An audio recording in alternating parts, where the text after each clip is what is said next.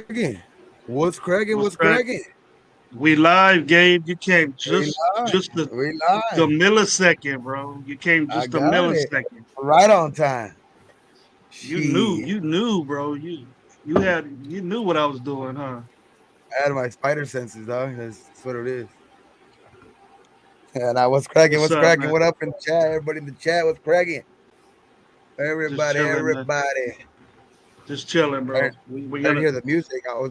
I came in. I was like, oh shit, where's the music? Oh man, I You know, forgot. Damn. See, we might get in trouble. We're gonna get in trouble by that. You know. yeah, we're gonna get in trouble, bro. We're gonna have a. Well, here it is, man. Oh shit! There it is. We can talk over it a little bit. Just You can put it down a little bit. Yeah, you can lower it a little bit, I guess. But what's cracking, man? What's up, Rebel? What's up, man? How you doing, man? What's Chilling? good, Gabe? Man, what's good with you? I'm Yeah. chilling all the time. We got a guest today. No low. That's why you see three names right there.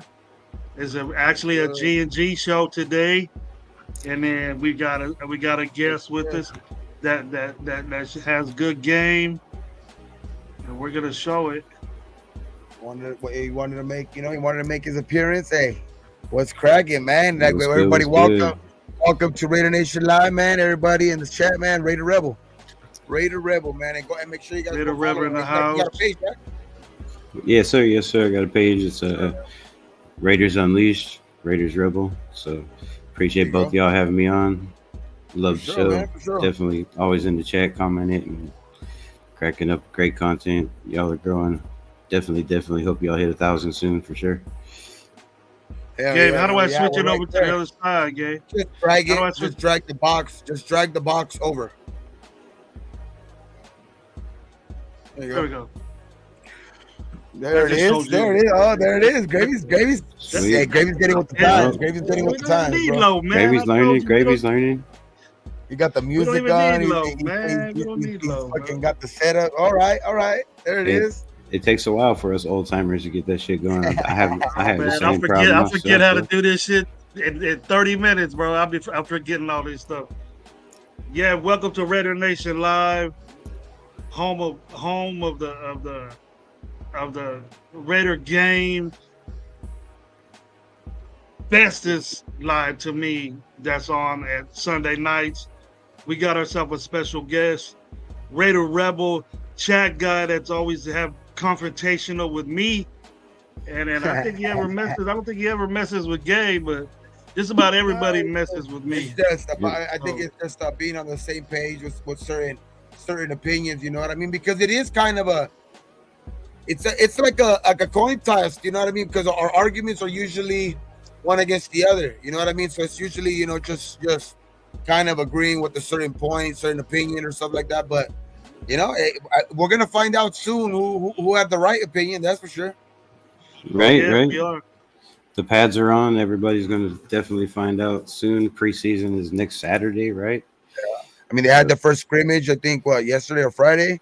So that I mean, didn't go so well. That's what I'm that afraid didn't of. go so well for the offense. For the offense, anyway. Yeah. Yeah, you know, Hey, and if it, before we get super deep, you know what I got to do? The best chat on any there night. you go. We're gonna say Gotta what's shout up. out the chat. Low- Shout out the chat. Low will be calling me if I didn't reach out to the chat, bro. Raider Paul, what's up? Raiders on boy. Sean Johnson, man, thanks for coming. Joseph Barger, Hit Stick Stepper, what's up, man? How you doing? Salute. Anonymous Raider Net, Salute. Crap God, what's up, man? Thanks for coming. Goon, what's up, boy? Welcome to my fantasy. Goon. Live fantasy. Goon in the building. What's cracking, man? Goon in the house. What's up? Goon's What's up? Thanks for that's a pulling good up. man right there, man. That's a good man right there. House in the house. Steve DeLuna's in the house. We got Free Thinker. He always comes up with some juice. My 2 cents. Robert Pena again. Everybody telling each other what's up. Emmanuel Gary, what's up, man? How you doing? Rick Whitson, what's cracking, man? What's cracking? Lewis Roses, how you doing, man? We got Raider Rebel on the screen and on the chat, man. Shit, hey, shit, there you go. Oh, I'm gonna participate. There you go. Rick Ernest Whiston, what's up? Biaggi. Alfredo, what's up? Yes, sir. Yeah, we got Ernest Biaggi right there. Mr. Took Your Soul's always in the house, dude. So Ernest Biaggi, what's up, man? Alfredo, the boss with the sauce, is in the house too. Speaking this Raider game that we're about to do. So, Steve DeLuna, what's cracking, man? What? As far as we're gonna do this this live, bro. We ain't got no time limit. Raider Rebel. You know, usually with Lowe's here we get maybe an hour and a half, 2 hours. Squeeze that last 30 minutes out of them. But when me and Gabe on the show, bro, we be out here for a minute till Gabe passes out. Okay. So tell me, man. We heard a lot of news like last night. Junior Flores, what's up? A lot of news yesterday, and specifically, I watched, Hondo, and Q, and dudes like that. I don't really get my information from the media. I kind of dissect it myself in my own mind because I coach football, and it's always the same, what you want to do. But it's just more better players. But what is your view? And I know you've seen Hondo. We talked about it before the show. What was your view on what he said offensively? Because I know we got a good defense, bro. Gabe knows and our defense is going to be hot cheeks, right? They're going to be tearing fools up. Offensively, I kind of feel like creators are getting out of that. They're not worried. They're not concerned on what's going on. Yes, we have injuries, but our quarterback play and what, Hondo said about that in your own vision, your own mind. What do you think about that, bro? I mean, I'm not really too worried. If it's Garner, if it's Aiden, it doesn't really matter. We don't have, we're missing 2 starters on the offensive line. We have a whole new offensive system. They're going against the number 1 defense, in my opinion, in the NFL right now. 3-year defense together, too. 3-year defense. Let me get the. No, I'm just kidding. Go ahead. Like I was just gonna say that they're going on their 3rd year. Like Gabe just said that. They're going on the 3rd year in the system. The offense is in a brand new system. They got brand new coaches. They got a new tight end. They got, new guys that aren't even in there. They got Mumford, who's kind of having questions now with DJ Glaze performing the way he's performing. He's getting first string reps, so everybody thought he was taking that job to start. Now there's kind of a competition going on, in my opinion, there with Glaze. They've been moving Mumford over to the left side, where I thought he played much better last year. Does that mean they're really scared with Colton Miller's not going to make that 27th deadline and miss 4 weeks? Or are they just doing that as a precautionary because they want people to be able to play the position and they want to find out what we got on both sides? So, I mean, there's a lot of things for the offense right now that people are, they're hitting the panic button way too soon, in my opinion.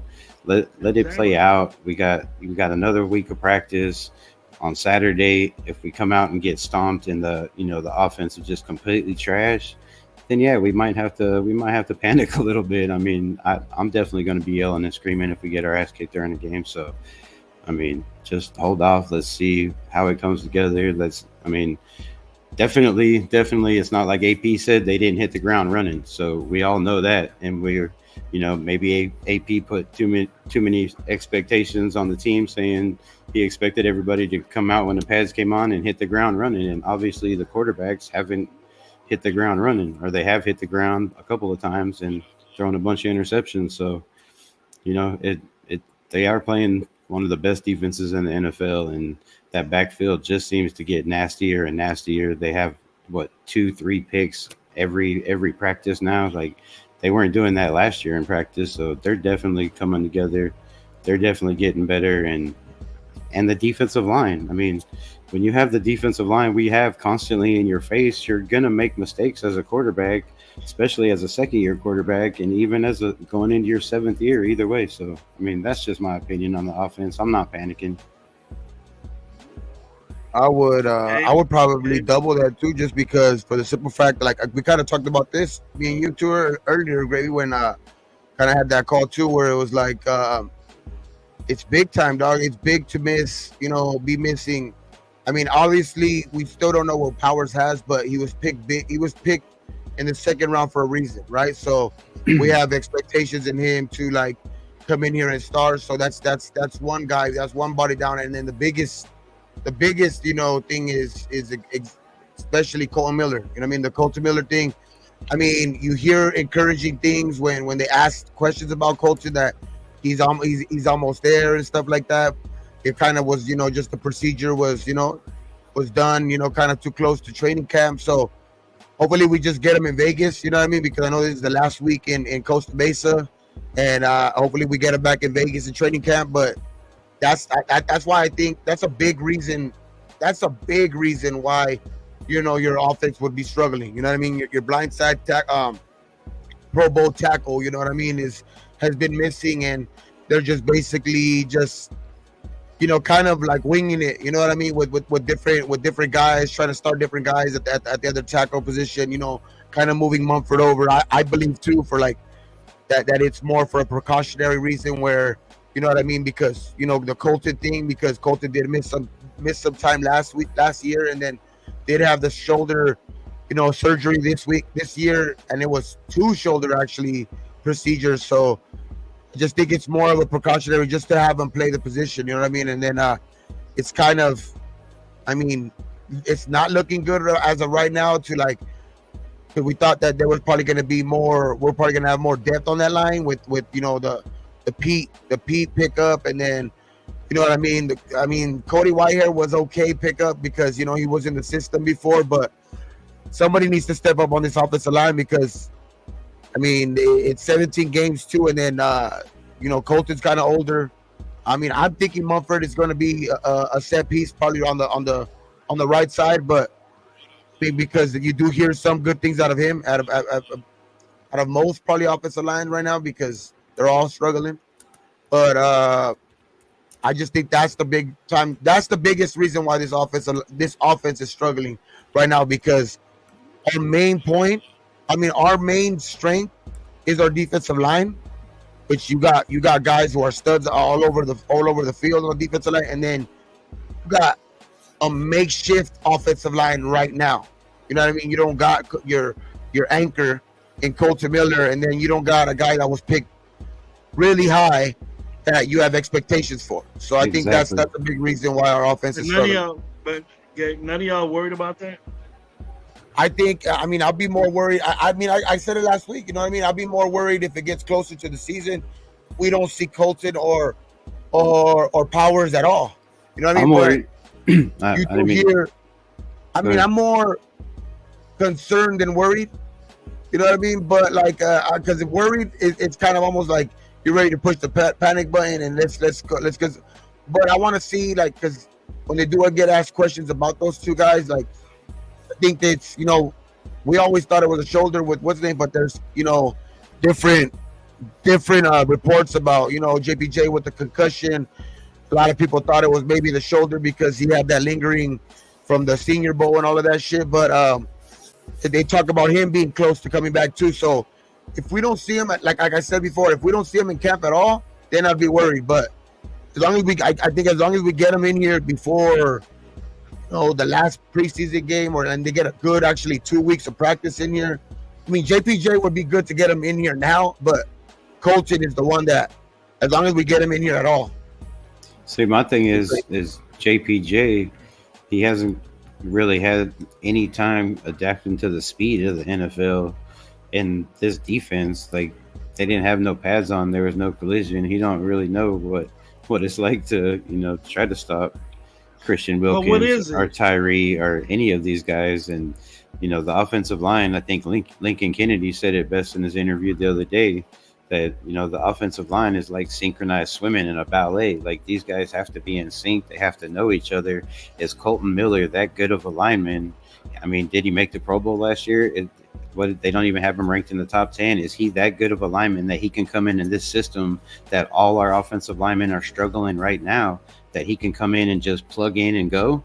like with no time in the system, because obviously the offensive linemen that we have, all of them, even Pete and Whitehair and all these guys are struggling in this system. Is it the system, or is it just them gelling together? And can Colton Miller just jump in and plug in and play, and go if he doesn't get any time?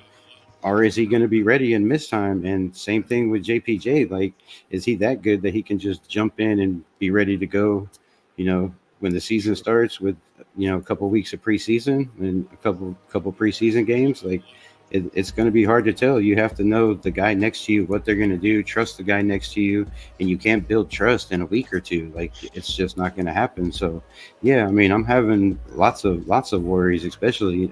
Everybody knows on my channel, I said we were going to go 13-4, and I'm like, damn, if we don't get healthy and start to gel on the offense, bro, we'll be lucky to win 10 games right now. Like, it's going to take mid-season before they start rolling. Like, I had the expectation, same as Antonio Pierce, that they were going to hit the ground running, and obviously that doesn't seem to be the case with the offense until one of these quarterbacks step up and takes the bull by the horns, like AP keeps preaching.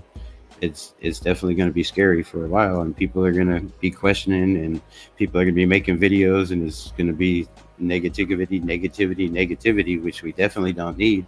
I'd like to be positive and say, that it's all going to be just fine, but we have to wait and see.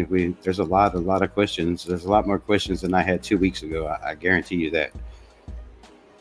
Yeah, I just to me, I'm more on the side of like it's first week. In that, first week when you get all these guys together, you're dealing with injuries. First week when you have all these guys together, you got guys, the quarterbacks are in competition, so you got they're rotating with the one guy with the one, so that's gonna be some struggle because it's two different quarterbacks. You know what I mean? You're not getting the same guy running with the ones at all times. So like it's like I just think that's what it is, bro. I think it's just too early. I'm not ready to push like I wouldn't even say panic button because I don't even think you guys are ready to do that either. But I'm just saying like I'm not.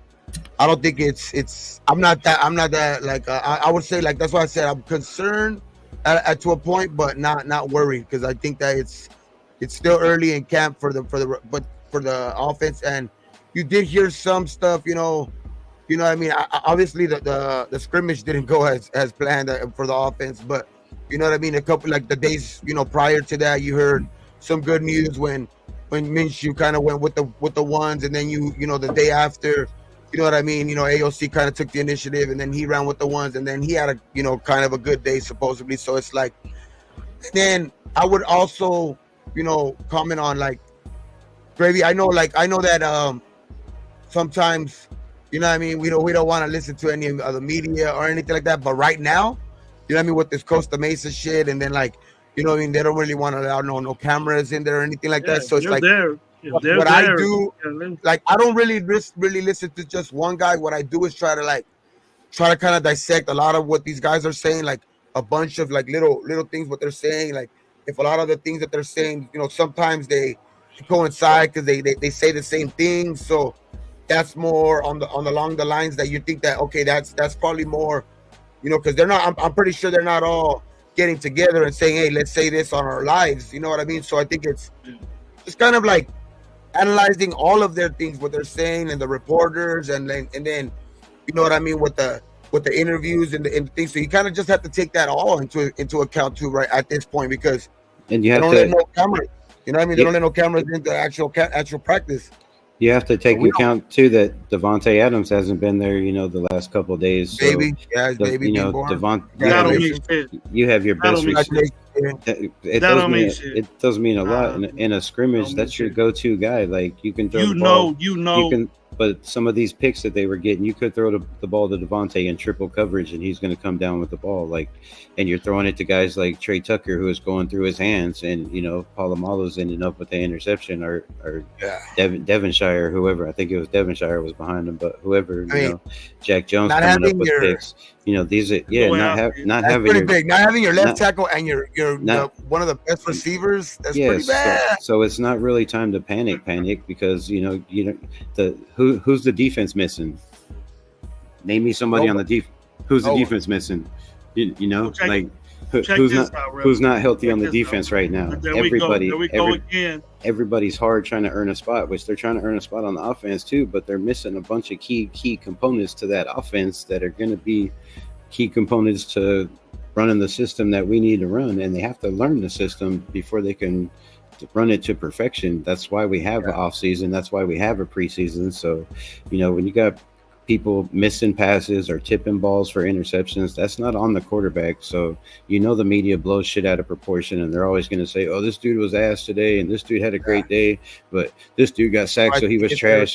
Fucking Aiden O'Connell got sacked by Max Crosby. Everybody in the fucking league gets sacked by Max Crosby, so you can't sit there and tell me that. And people say Aiden's a statue. So get out of his fucking way then, how? Man. Everybody, you say he's a statue, he can't run. You expect him to get sacked by why Max you got Crosby, a quarterback in there? Why you got a quarterback in there that can't run? Gardner Minshew's been sacked. He's been get out the way. He's throwing interceptions. They all have. Anthony Brown fumbled twice in one play, which I don't even know how you fumble.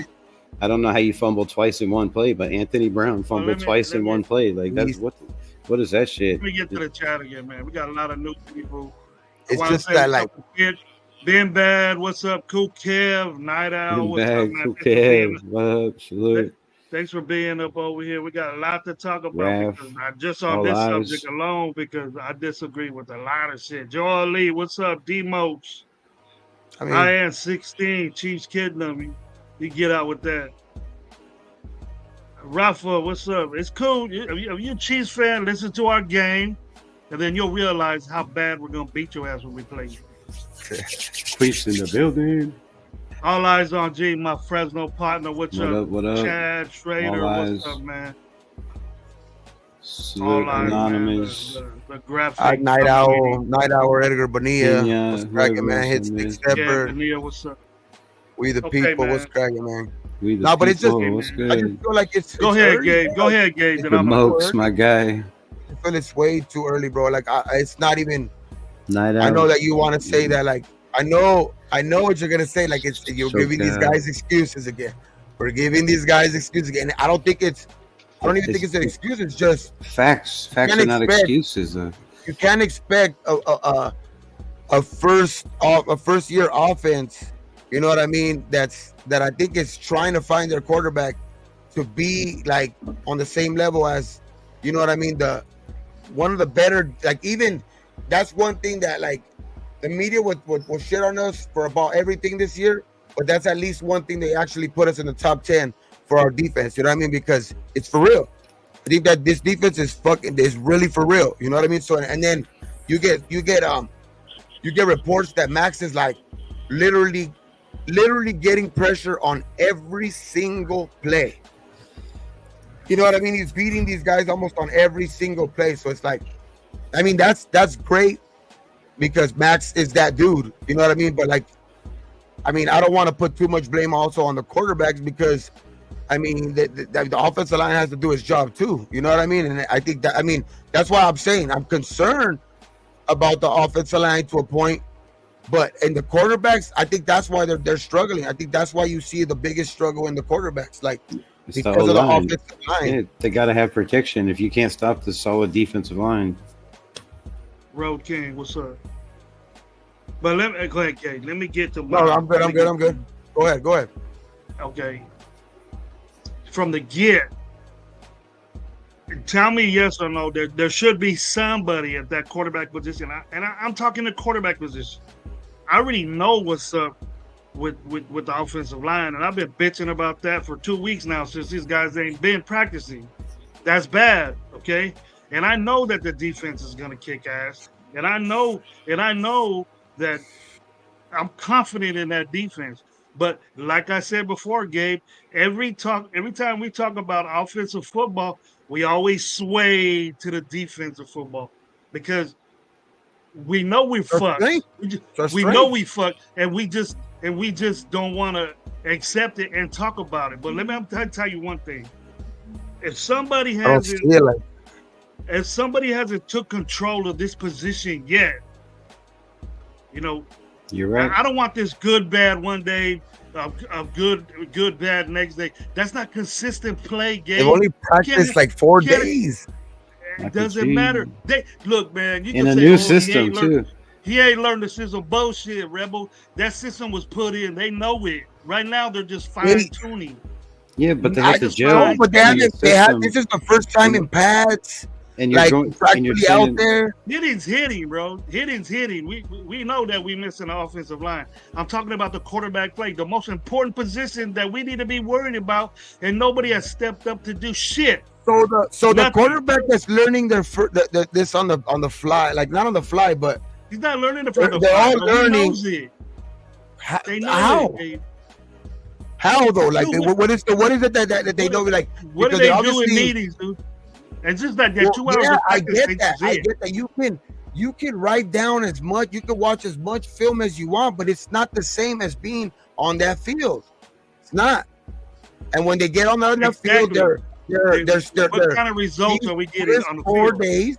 These 4 days are basically getting the feel for the offense. It's like a boxer when two boxers are in there. You know, you're filling out the other boxer at the first because obviously one of them is more experienced because this defense is just very experienced. Like you have to be cautious on where you're throwing it anyway. You know what I mean? I think it's eventually going to open up, but you got to give the offense some time. It's 4 days with actual. Bro, what if it lingers on into week 1? What's our excuse going to be now? Like, I honestly think we're still going to. It's still going to be a learning experience during the season because that's even another hurdle that we have to cross because that's even another speed because practice is practice and whatever pads. But when you get on there and the quarterback now has to go against live guys that are actually hitting them because even in preseason, yeah, they go out there for a drive or two, but it's going to be even another learning curve in week 1. So I don't expect them to even be perfect in week 1, but as long as we see progress throughout this camp, and you know what I mean, and I think our defense is going to be the one that picks us up out of holes in the beginning of the season anyway. You know what I mean? I think they're going to be the reason why we win some of these early games, and as long as the offense is able to catch up and start to learn this defense and start to practicing against this defense is going to benefit them. I can tell you that. That's for sure. Because I don't think they're going to see a better one all year.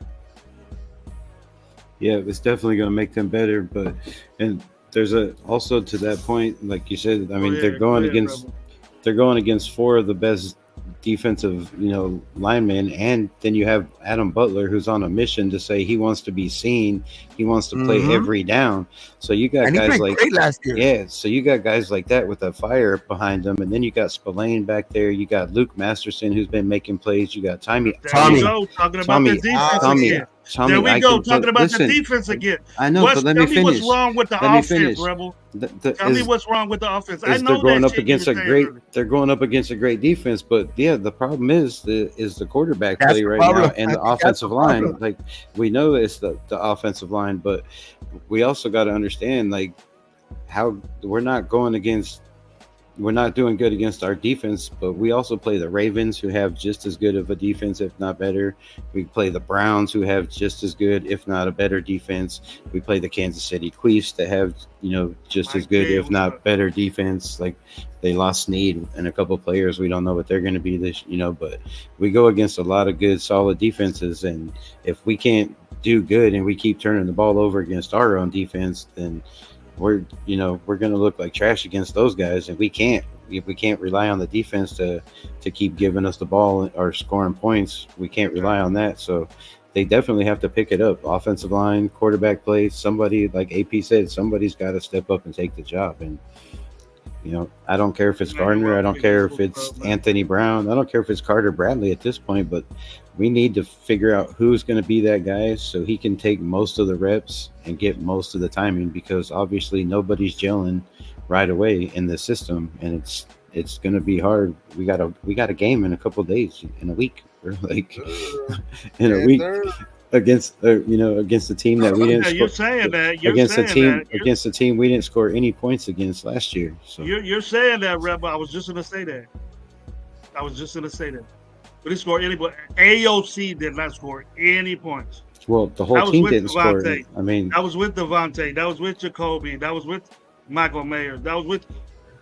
Yeah, I don't know. I don't nobody know if scored Nichols was points. hurt then, but he wasn't playing like he usually does. And But we did. all We did all we also. got is another tight end and a running back that can run all over the place. That's it. That's all we got different. They made a couple of offensive linemen that ain't there.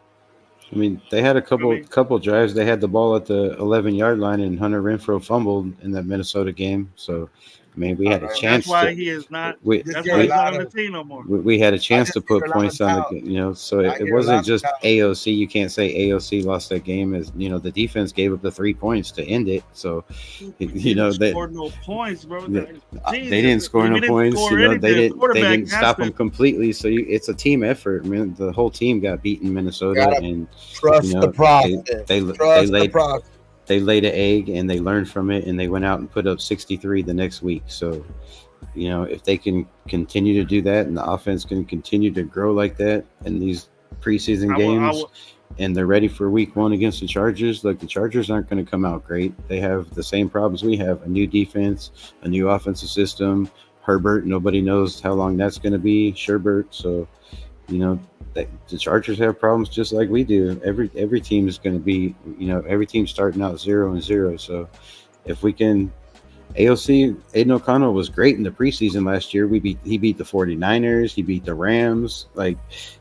He played solid teams last year, and that kid was amazing in the preseason. So hopefully he has a preseason, and hopefully Gardner has the same kind of preseason. That shit don't count on real games, bro. And somebody, that shit don't count on real games. I hope they continue to be neck and neck until it's time to game start, and then nobody knows who they're.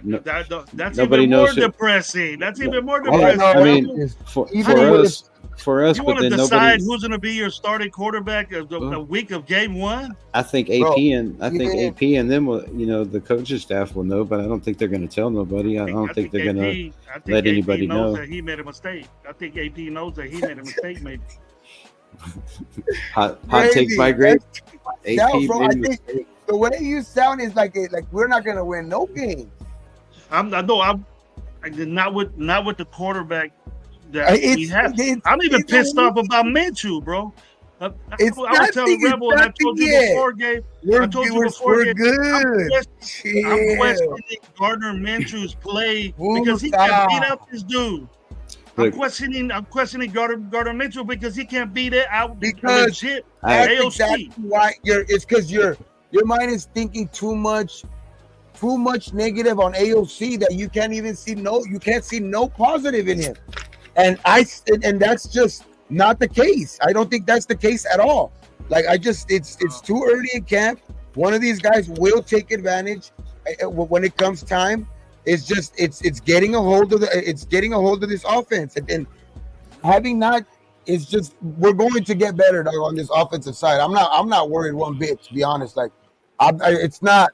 This is not going to take me out of my mindset that I've been out all season, because we've had the first 4 days we kind of struggled on offense, which to be honest, I thought that we're going to struggle probably all preseason against this defense that we have.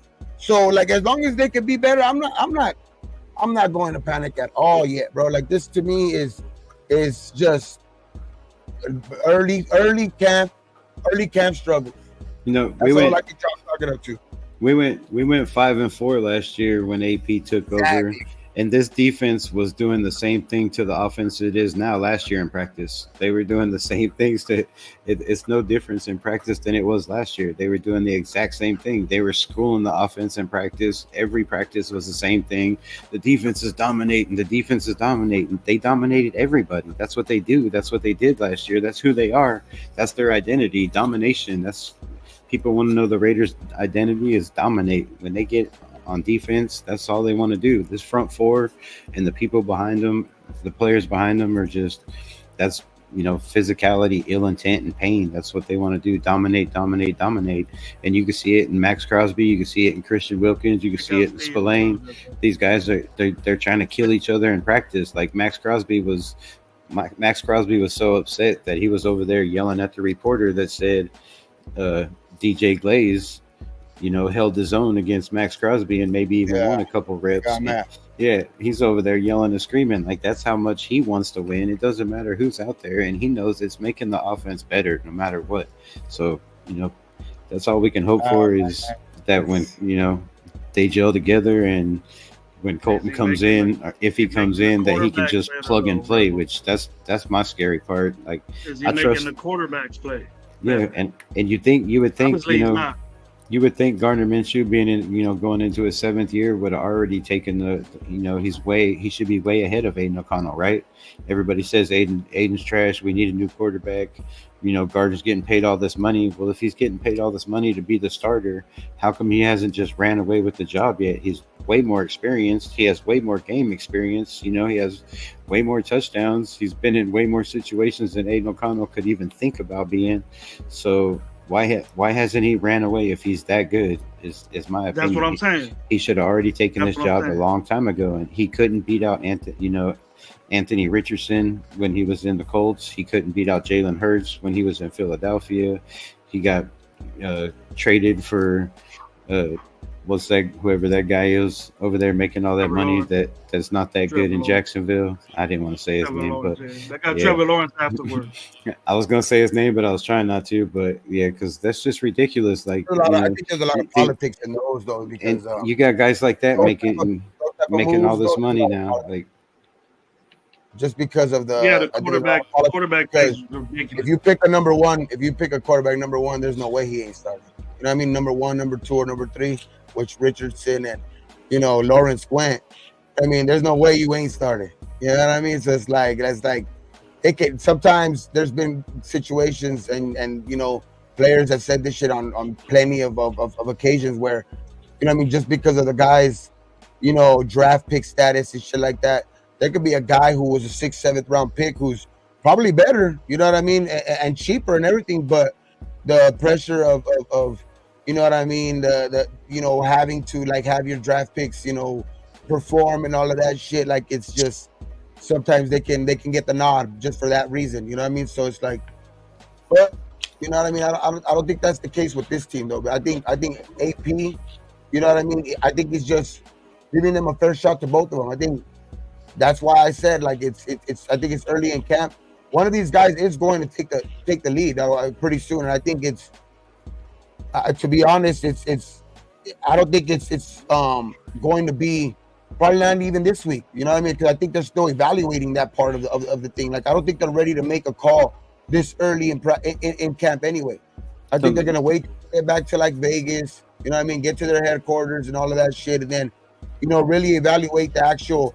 Camp in Costa Mesa, you know what I mean? And then still, you know what I mean, kind of further the evaluation in Vegas, you know what I mean, in Henderson, you know what I mean? So it's like, I don't think they're ready to make that pick, even if one guy is, you know what I mean, outplaying, because you do hear some people saying that, Gardner's doing this way better than AOC, or you hear some people saying AOC's doing this better than Gardner and shit like that. So I just think that's like, one guy is going to eventually take it, and I think it's just going to be an evaluation that's going to take longer. I think AP said what he said because I think that's the nature of competition. You know what I mean? Like until somebody actually separates themselves, he's going to give the actual nod because he's not going to be ready to be like, oh, you had one good day of practice, you got the job. Like I don't think there's no way that he's ready to make a call like that on 4 days of practice. You know what I mean? Even if one guy did blow the other guy out of water, I still think if last week,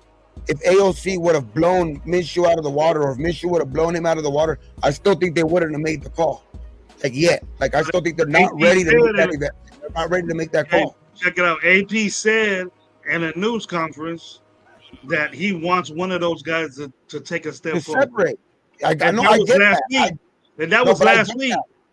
But I don't think he's ready to, even if, that's what I'm saying, even if one guy did separate themselves this week, I still think he's not ready to make that call that early. Because what if AOC comes in this week and sweeps him off the floor? You know what I mean? So it's I don't think he's ready to make that call so early in camp. Because I don't think it's not going to be predicated on 4 days of work. You know what I mean? I think it's going to be, let's see who gets more comfortable in the offense quicker, who's actually, running the offense just better, you know what I mean, smoother. So I think it's just getting on the same page with Getsy, you know what I mean? That's what I think is, and I don't think those those evaluations ain't going to be made in 4 days. You know what I mean? I think those evaluations are going to go well into the camp. That's why I'm saying Definitely. I don't think it's going to the actual call for the quarterback, who's going to be the starting quarterback, is going to be made until they get back to Henderson.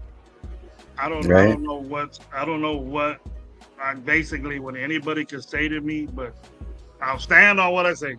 Let me ask both you a question. Hold on, real quick. You're right. And anybody that thinks, AP is gonna go down with this dude O'Connell if he fucks up.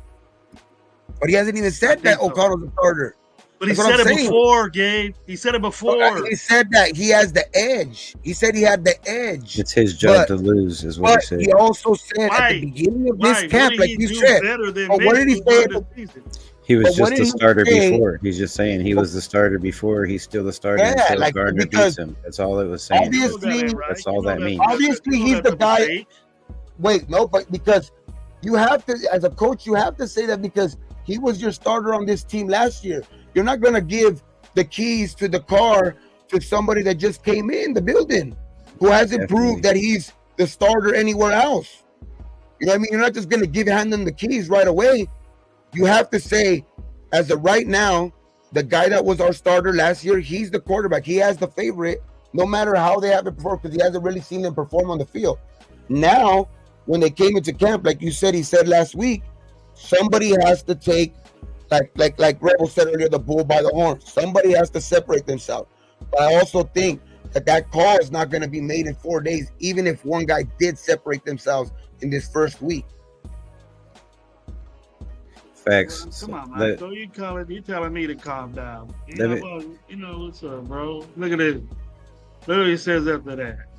I don't hate. When do I say I hate AOC? Come on, Mike.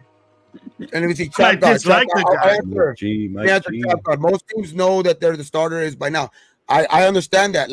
But that's when a team has, so much invested in one player, and then they just signed the other guy to an $8 million contract or something. But when you have a 4th round pick and then you sign a guy to a $25 million 2-year contract, which is basically a backup, and you've been, kind of preaching that this is going to be a competition, all off season, I think that's kind of like he's been kind of like preaching that all off season. Like, we haven't had our actual guy. Like, they have to evaluate. I think they've been on this whole time they've said, and they've kind of made it clear that they're going to evaluate and make this an actual competition. I wish we would have that dude that we don't have to worry about a competition and he just has the job right out front because he's that good. But I think that's the situation we're in. You know what I mean? And as long as one of these guys, can separate themselves, which that's why I think it's going to happen soon. I think it probably is happening now to some of these coaches, probably already thinking that one guy is separating themselves, like I'm saying, but they're not ready to make that call yet.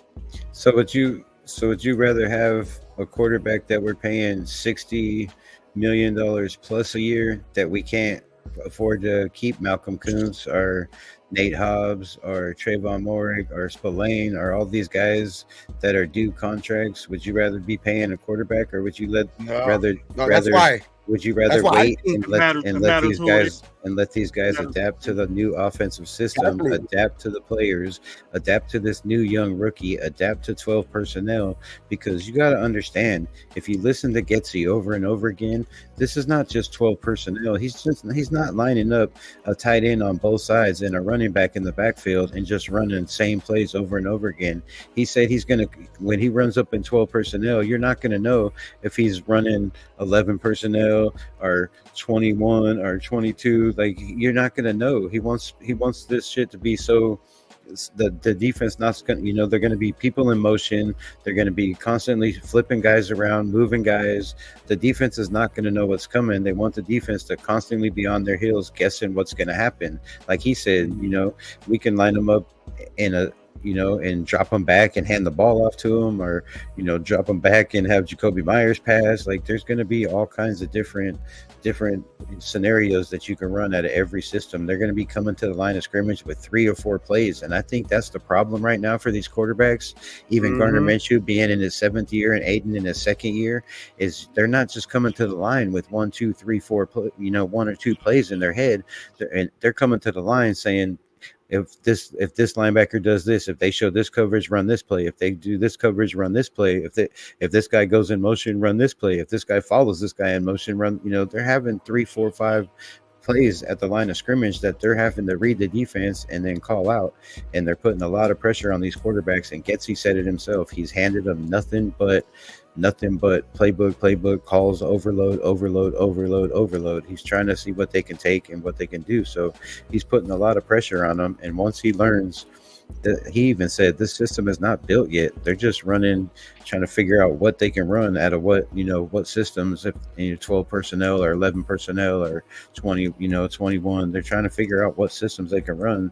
They're probably going to run a lot of 5 wide and run everybody out with the weapons we have. So there's a lot of scenarios that we have to realize with these quarterbacks. They're not just coming in and learning a simple system. They say it's simple, but there's a lot of plays at the line of scrimmage that they're going to have to be changing, putting people in motion. If you watch a bunch of film, you can see the linemen tapping themselves on the hip and putting the tight ends in motion. The quarterback's not calling out that play, or the running back that usually does that shit. It's so there's a lot of different schemes that they're going to have to develop and gel together before it works. It's like a car, a well-oiled machine. You got to have wheels, you got to have oil, you got to have a steering wheel, a seat. And then on top of that, have a motor. That should all have to work as one. Rebel, what you mean? And then Brady, but even on top of that, like on top of what he's saying too, like the other thing that you even hear coaches kind of saying too, like that, because you're gonna, and that's going to cause, trouble with the offense too, like for picking it up, because they're running a certain type of, play set with O'Connell, and then they have a different type of play set when Aiden comes in. So the offense has to get used to that type of stuff when they're running it day by day, different, when they have different type of play calls. The offensive line especially. When the offensive line has a guy that's mobile out there at one day, and then another guy that's, a pocket, kind of type of passer, that's going to take some time to get used to too, because you have to get used to who's behind you. You know what I mean? Like, and the offensive line is going to struggle when you have when you have a top defensive line like that. And I think that's what. And I know it's not, you would want, both quarterbacks to run the same type of system, but it's the fact of the matter is that you're not going to be able to run the same type of system with these two type of quarterbacks, or the same type, obviously under the same system, but 2 type of play sets. You know what I mean? Because it's just that's the way that these 2 quarterbacks are built. One of them is a guy that, kind of, buys time, kind of, rolls out if he has to. So offensive linemen kind of have to have their head more on the swivel, where, you know what I mean? Aiden O'Connell, they have to kind of keep the pocket more clean. So I think it's just a different. Say too. I didn't mean to cut you off, but I'll probably forget because I get stoned and forget a lot. But but that's what I was saying. We'll start talking shit in a minute. We'll start talking shit. That's what I was saying. The same thing is, you got 2 different quarterbacks in there. One that's constantly trying to break out of the pocket to make plays with his legs, and you have to run around. And then you got Aiden O'Connell, who's just going to stand in there and take hits and, wait for his play to develop. So the offensive line is definitely going to struggle with that scenario too. They have 2 different quarterbacks in there constantly. It's not one quarterback one day, one quarterback the next. They're running half plays like they're going to do in the preseason, a quarter and a quarter pretty much. So, that it's hard to gel and with when you got 2 different quarterbacks back there running constantly two different type, systems, basically with 2 different quarterbacks. Yeah. I think later on in camp, you'll start hearing more. What you probably won't even hear, like once they get back to Henderson. I think the decision, I think if you look at it closely, I think they won't make the call probably as soon as they get back to Vegas. But what I think they're going to do, like once they get back to Vegas, is they're going to start having one quarterback have more time with the ones, and you'll be able to kind of read through the lines that way. You know what I mean? I think that slowly but surely you're going to have a quarterback that's starting to run more with the ones and stuff like that. And that's when you'll see finally that I think they'll make that call. But as of right now, when they're alternating days and stuff like that, I think it's going to be a struggle for the offense. You know what I mean? Like there's just too many things I think that are kind of against them. They're, Getsy's, like you said, he's kind of, drilling them with playbook because he wants to have them ready for any situation. And then, you have kind of two different type of quarterbacks, during the one of the most important days of practice, where it's the scrimmage. You're missing your number one receiver. You're missing your number one, your offensive tackle. So I think it's just, there's a lot of things working against the offense right now, but that's why I'm not ready to press the panic button yet, because I see a lot of those guys coming back. You know what I mean? Because of, reports of, with Colton and JPJ. And then, of course, DA was just because, obviously, he had a baby. He had a baby, and, congratulations to him. And, he's going to be back probably even better. You know what I mean? Feeling better than ever. You know what I mean? He's going to have his brand new baby, something more, to live for in life. Obviously, everybody has something to live for. But, like, it's just, when you have another baby, it's just something different. You know what I mean? I think it's just going to give him, I don't know, man. I just think this offense is going to, at some point, you're going to start hearing some good things, and they're going to start catching up. I think it's just right now they were behind the 8 ball, dog, because you never really and that's the thing with the Raiders, bro. You never really see, for the last 20 years, you haven't seen us keep a defense or anything. You know what I mean? For that matter, for 3 years or more. You know what I mean? Together, you never be able to have a unit together 3 years or more, or anything like that, with the same coordinator or anything like that. So you've seen the growth in this defense, you know what I mean, every year. And then last year, you seen when AP took over, you seen this defense almost become, one of the top 5 defenses in the league, number 1 scoring defense. You know what I mean? And I just think they're getting better. In the offseason, they just got better. You know what I mean? They added one of the best defensive tackles in this league. You got added motivation in Adam Butler, because he's played with Wilkins before too. So I think that dynamic is great too, because you have both of them in the middle who have played together in Miami. Adam Butler already had a good year last year. I just think it's a lot to do with that, bro. I just think that's our defense is just that good and that ahead of the offense right now, that our offense is catching up right now. We're playing catch up right now. You know what I mean? I just want to see improvement every day. It doesn't sound like it, Gabe. That's all we want. That's all everybody wants is improvement. Look, if it pans out and then they want to go the long, I bet you these coaches are sitting there, when is somebody going to take control of this freaking offense so we can just have an execution? That's what they should be working on right now. Execution, not deciding who's going to execute that play. I think they are. They're working on that 1% that AP keeps preaching, that all the players, that all the players keep preaching. Antonio Peace keeps preaching. Coach fucking Patrick Graham keeps saying 1%, 1%, 1%. Man, they're gaining that 1%. You can't just expect them to come out and be the Kansas City Chiefs or the 49ers offense right away. Like, those guys have been together. He's struggling in camp. Yeah, Brock Purdy is struggling in camp. And those guys have been in the same system for a long time. He sucked from the get-go too. Do we have another guy like that? Purdy's going into his 3rd year in the same offense. Patty Mahomes, Kermit Mahomes, whatever you want to call him, has been there for years. He knows the system. He makes half the plays, ring around the rosies and all that stupid goofy shit that they run all the time. So, like these guys have been in the system for a long time. Garner's in a new system. Garner's good at coming in off the bench. He's done that his whole career. Aiden, on the other hand, if he wants to be the man, he's got to step up. But like I said earlier, let me ask both of y'all a question. Like, would you rather, if they're both at the same neck and neck 50-50, would you rather go with Aiden O'Connell and the upside to see what he has and the timing that he has already with, Devontae and Jacoby Myers and Michael Mayer and these guys? Or would you rather go with Garner and risk the turnover factor and, the fact that he likes to get out of the pocket, be wild, make wild, crazy plays, try to be heroic? On the other, you have Aiden O'Connell that if he does take the reins, that leaves a lot of money for a lot of years on the books Exactly. that we can bring in Nate Hobbs. Best case scenario. We can pay Malcolm Kuntz. So that's why I'm rooting for Aiden O'Connell. We can pay all them dudes now. That's why we can pay all them dudes now. We can, but we don't have 35 million is not going to pay all those dudes. Like those guys are going to want bags, except for Spillane, who might they're on a great defense, but that doesn't mean they're individual. Probably take less because he just wants to play. But these other guys like Malcolm Kuntz, he knows what he's worth, and these guys know their worth, and they know they're coming into those contract years, and they're hopefully do the Josh Jacobs thing and play 10 times better than they have the whole time they were with the Raiders. And that's what I see from a lot of these players that are on contract years. And even like I said earlier, Adam Butler, like that dude said, he wants to be seen. He don't want to be a third down back. He wants to be an every down back. He wants to be mentioned in the names with Max Crosby.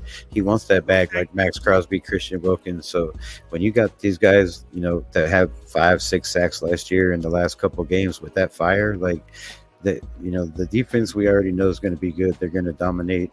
It just comes down to which quarterback wants to step up and be that man.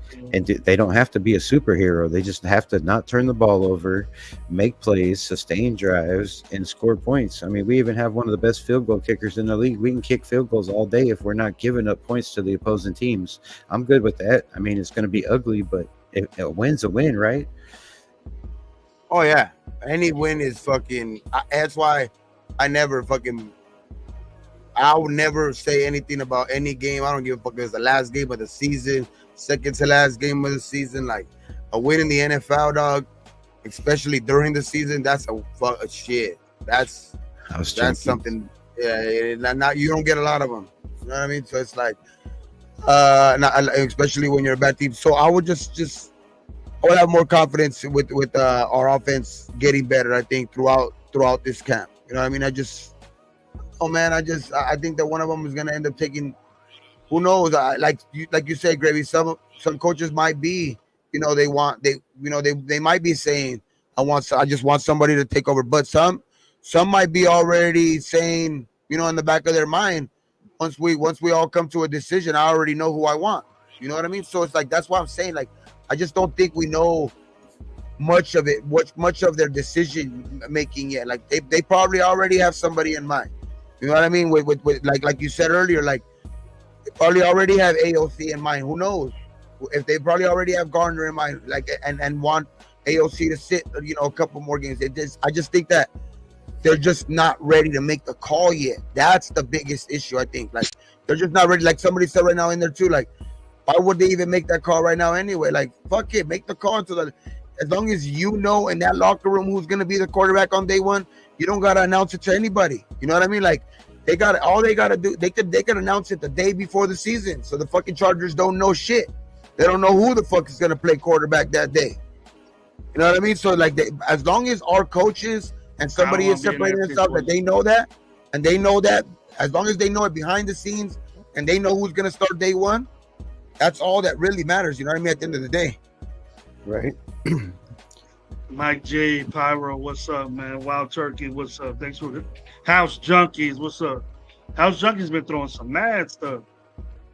Because you see the teams use that type of tactic before too, where it's like not even in just camp, even like during weeks, like game weeks, where you know what I mean. A quarterback will go down and they'll have another two quarterbacks back there, but they won't name the starter till fucking Friday night when they have to, because you know what I mean. Just because to keep the other team not be able to prepare and zone in, they have to prepare for two quarterbacks, not one. You know what I mean? So it's like, I just think it's I think it's more of that, but that's why I think at some point somebody is going to separate themselves, and I think some of these guys, like, they're taking notes every day. These coaches are for sure taking notes every day. You know what I mean? Keeping a tab on who does what every fucking day. I just don't think it's time to make that call yet. It's too early. Look at Mike's decision for the two quarterback right biggest cock wins. That's the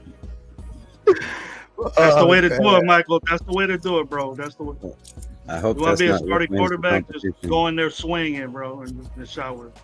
Nah, but you know what? I want to talk about that. What about fucking John Gruden wearing all Chiefs So shit. okay, so we're off this semi argument with the offense, defense, quarterback. Yeah, I think well, to me, like I mean, I'm done on it because I just think more, but I don't want to keep repeating the same shit. Like if you have something more to say, like if you're you want to tell them, if you want to tell everybody, your concerns and all that shit, go ahead. To me, like I think I've already kind of said it a couple of times that to me it's just I think it's too early. I just think it's a case of too early in camp. So that's why I don't want to just keep saying that because then the people are gonna be like, what the fuck, man? Why did you keep fucking saying that shit? You know what I mean? So it's I just think it's too early. You know what I mean? We'll get something new. We'll get something new next week, Gabe. You know what I'm saying? Oh, for sure, for sure. Already, and see for ourselves if I was right. Whoever starts, dude, I'm gonna go for him. But for sure, I don't want to be saying I told y'all, again. Hey, I don't want you to tell me that. To be honest, I don't even want you to say that. And I definitely want to have you watch the Barbie movie because Tyree Wilson will not get over 6.5. Why wouldn't you want him to do it? I want him to do it, but I don't want to watch Barbie. Oh, nah, but I'd rather have you watch it for me. To be honest, I don't even care if he does or doesn't get 6.5. I think he is. I think he is going to get him. I think he is going to get him. But at the end of the day, as long as our defensive line is balling, that's all that matters to me, dog. Like if Adam Butler out there is the one that takes his spot because he can't get on the field because Adam Butler is just that good or Kuz is just that good, fuck it. I'll fucking gladly watch Barbie as long as our defensive line is fucking balling. I'm down with you with that. I changed my mind with Lobby, whatever his name is. I changed my mind with him. Dude's a legit running back. So it took a while. I was on you. You're like, there's no way he can block hold up. Yeah, I remember all that. I seen tape, Rebel. I seen tape, NFL tape, bro. I didn't see New Hampshire tape. Yeah, he was balling in New Hampshire, bro, playing against. I told you though. I was like, man, that kid's gonna be a baller. He's got that heart, bro. You and Gabe over here trying to tackle the guy. You know what I mean? Like, he ain't gonna be nobody the next three. Christian McCaffrey 2.0 and all that. Like, he can't block. He can't pick up the block. There's a reason he's being third down back because he can pick up the block better than anybody on that running back squad right now. Did you see AP smile on his face when they were asking him questions about him? Oh yeah, dude. He was smiling ear to ear, bro. Like that's how you know, like he's impressing at fucking camp. Like it's not just like like they just want to say like, oh, he's a rookie and let's just give him some shine because we want to pick up our rookie class. Like when you see, like that's why sometimes I look into that shit a lot. Like I watch the fucking the interviews and all that shit because just the body language when they actually say some shit or when they're getting asked questions and shit. Like and when they ask questions about Dylan Lavidar, like he said the same thing. He said the same exact thing. Like, man, when you get a guy and 7th round pick and he played at New Hampshire, you kind of don't expect much, and then you put him in there and you put him in there to pick up a blitz. He could do that. You pick up, you put him in there to kind of run a route. He could do that. You kind of you want him to run the ball. He could do that shit, and it's just like you see the excitement in AP's voice when he talks about a guy like that because I think he's going to change the dynamic in the run game because I'm not saying that I don't, but I'm like for sure I'm not saying that he's going to take Zamir's spot and all that shit, but he's going to add a different dynamic to that backfield. You know what I mean? Where I think a lot different from any of the other 2 backs that we do have or 3 backs. I mean, you have Abdullah who could sometimes go out for passes and shit like that, but he's an older, I think, guy. I think he's gonna be used more for window. I think Wisdom, he could be a end of camp, kind of cut too. You know what I mean? Like if they don't end up keeping him, but I just think Dylan Lobby is gonna be a baller, man. I think Dylan's gonna. He's not gonna just be a third down back. He's going to be someone that could get to the perimeter. He can break tackles. And with this line moving, as far as our zone play, then that if he does have a move like that, then we got guards that can move, tackles can move. So if their footwork is correct and they get the right guys and have a flow over there, I'm way confident that Luby will make that jab step and cut into the hole better than Zeus would. So, if he's gonna take time away from Zeus, he's going to take time from everybody, and it won't be long before he's taking a lot more time than people think. I see him earning his way. See, I was watching tape on that kid long before the draft, because I seen a highlight when they showed that they had that 300 and whatever 40 something yard game rushing and receiving.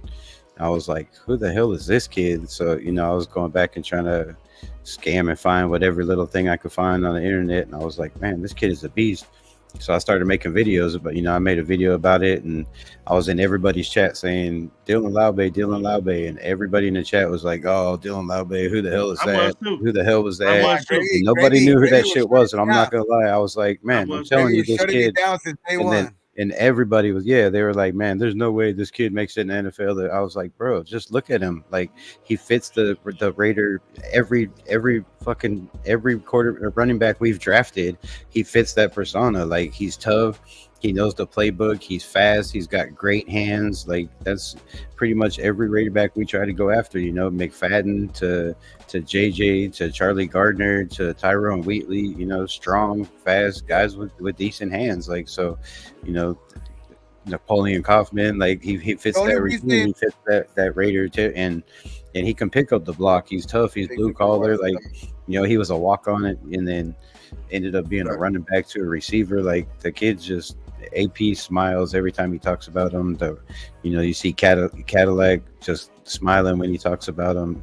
The offensive line, even the defensive players are like, oh yeah, Laube, yeah, he's fast, he's shifty. Like, he's definitely going to make an impact not only on special teams, but definitely in the passing game and the running game and the block, pick and pass pro. So that kid's definitely going to be a star. I think more Rebel. I think more his contribution to the Raiders is going to be on special teams, but it's going to be returning to football. And you're going to see this kid early.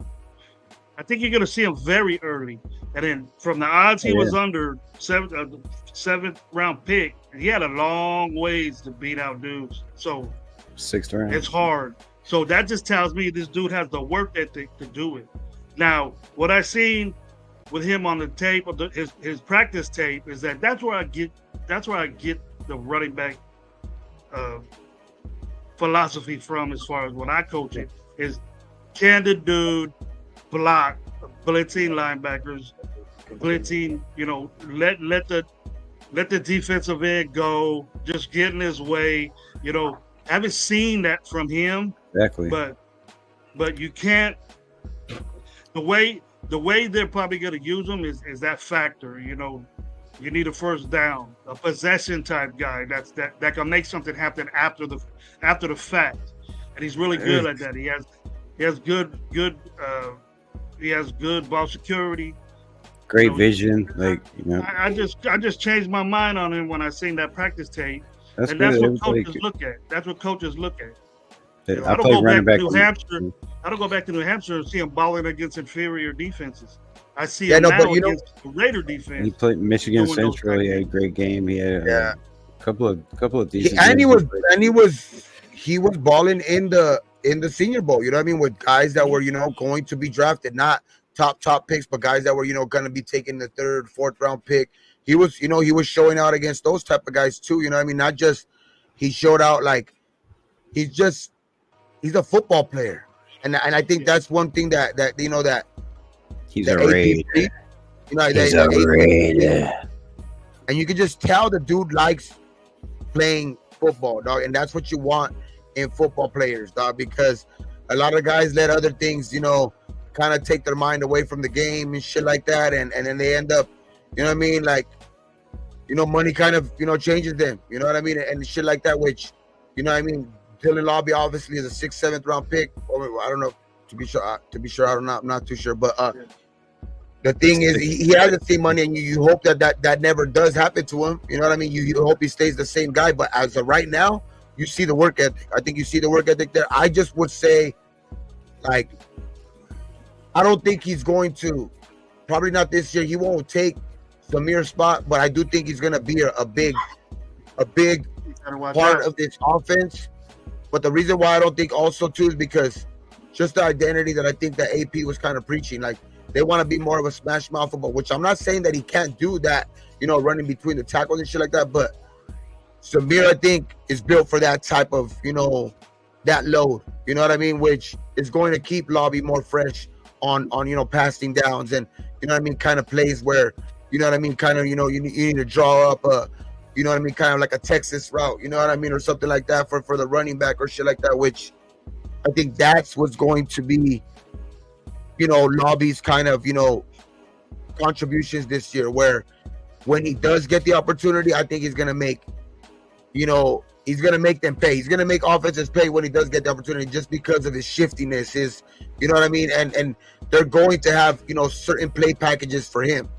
You know what I mean? Which I think that's the way to go with a young guy like that, which, because I think he's balling and stuff like that, but you also want to not, really kind of, if he's the dude, fuck it, make him start. But I just think that, ease him along if he can, especially when you have a guy like that. I think that performed the way we still need to see what we have in Zamir. He ended the year last year great. You know what I mean? So you still need to see what you have in Zamir, because he can still churn out, like, in those 4 games when you're running for that many yards, like that. Like, obviously you can't do the hypotheticals, but you know what I mean? If he plays the whole year on that pace, he's a 1,600 yard rusher. You know what I mean? On those last 4 games pace, what he had. So it's like, we still need to see what we have in Zamir, and I think I think the AP still wants to see that too. I mean, because he is going in his 3rd year. You know what I mean? And you need to really need to see what you have in Zamir. And I think it's going to be Lobby's still gonna do his thing within this offense and special teams. I agree with that. But I think he's gonna get more playing time than people think, because he's shifty what he does, and he got a good twitch, breaking tackles, and he can break tackles. So he can get out of them and break them. So he has a lot of in his hands. He has one of the best hands. He has a lot of running back. He got a lot of running back techniques and footwork and drive that you see in Division I schools coming out, Georgia, Alabama, those type of guys. Yep. I just hope he's pushed all this talk about Lobby, and because the coaches are talking about him, and AP is talking about him. I just hope this is fucking lighting a spark under fucking Zamir. Yeah, me too. Well, you know what I mean? Also, you have Zamir, like, he's going into his 3rd year, so is it next year his contract year? Exactly. So, you need to know what you have in him. If he has a big year, you need to know, are we going to pay him, or are you going to let Lobby take over at that spot and draft another running back and go with these young kids? AP's always preaching youth. Like, he doesn't care what you make, where you were drafted, who you are, what's the name on the back of your jersey. He wants the guys that are going to contribute, to this team and be in there and know their role and not make mistakes. Like, a lot of people, overlook the fact that last year we had 2 games completely no penalties. We're only one of 2 teams since 1960, we're only the 2nd team since 1960 to have a complete game, let alone 2 complete games with no penalties. So AP has brought up, that discipline culture. And right now they're just not showing it in practice. But like you said, it's 4 days with the pads on, and everybody's hitting the panic button, ready to go to war. Like, controlled aggression. We need Dak Prescott. They're trying to bring back Tom Brady. It's just ridiculous. Like, 4 days with pads on. Like, the faith out there is just insane, in my opinion. Like, all these young kids, I've already said, I think all 8 of them that we draft make this roster. I believe they're all going to contribute. Like, they're just They're all studs, and I think they're all going to get play time, and they're all going to contribute the preseason. They're all going to contribute when the season starts, and I think they're pushing a lot of veterans jobs like Faison. Where's he's been? He hasn't been out there for 3 days. Like I don't know. And Rebel, that right there, I think is the most important for our future. Yeah, because if we have our rookies, eight guys out of everyone hits, like they gave us, a B plus. Some people gave us, an A or A minus, whatever. But some people were saying a C draft. I was thinking A all the way. Like a lot of people said DJ Glaze was a reach, and I know there was a lot of content creators, that were saying DJ Glaze ain't gonna be shit. DJ Glaze ain't gonna be shit. DJ Glaze ain't gonna be nothing. Like he was a reach, and that dude's already coming in and holding his own against Max Crosby. And I don't care if Max gets mad, but from what I've seen on the tape, he didn't lose the rep, so that's holding your own. Like he didn't beat Max Crosby, but he didn't lose the rep, and he didn't flinch. And Antonio Pierce, his face lit up again when he talked about DJ Glaze. He said, "Man, that guy came in. He didn't blink. He didn't flinch. He wasn't scared, and he did his job. Like he did what he was supposed to do. And it wasn't just against Crosby. It was against Wilkins. It was against Kuntz. It was against Tyree. He's holding his own against all those guys. And there's a reason. The following day, he was getting a lot of reps at the right side, and Munford was taking reps with the second team. Like they seen something in that kid right away." He has me silent right now on his play for sure. You know what I mean? Because I was one of those people that was saying the same thing. So I'll be the first to say that right now, I ain't got nothing bad to say about the kid. That's for sure. That's what I said. He's super athletic. Reason why he was a third round pick. Reason why, and I said that he's going to get significant playing time during the season. But having a rookie next to another rookie.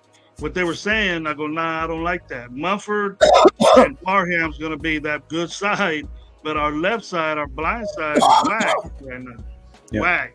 The man's powerful and he's strong, and people say powerful and strong are the same thing, but it's not really. Like strong is able to lift weights at a standstill, on your back, or flexing, lifting up off the ground. But powerful, it has to do with speed, and strength. You got to be able to get those hands out there, bro, like that pop, and he has that strength, and he has good agility, good quickness. He's played left, right, left and right, half the season on one side, half the season on the other. So DJ Glaze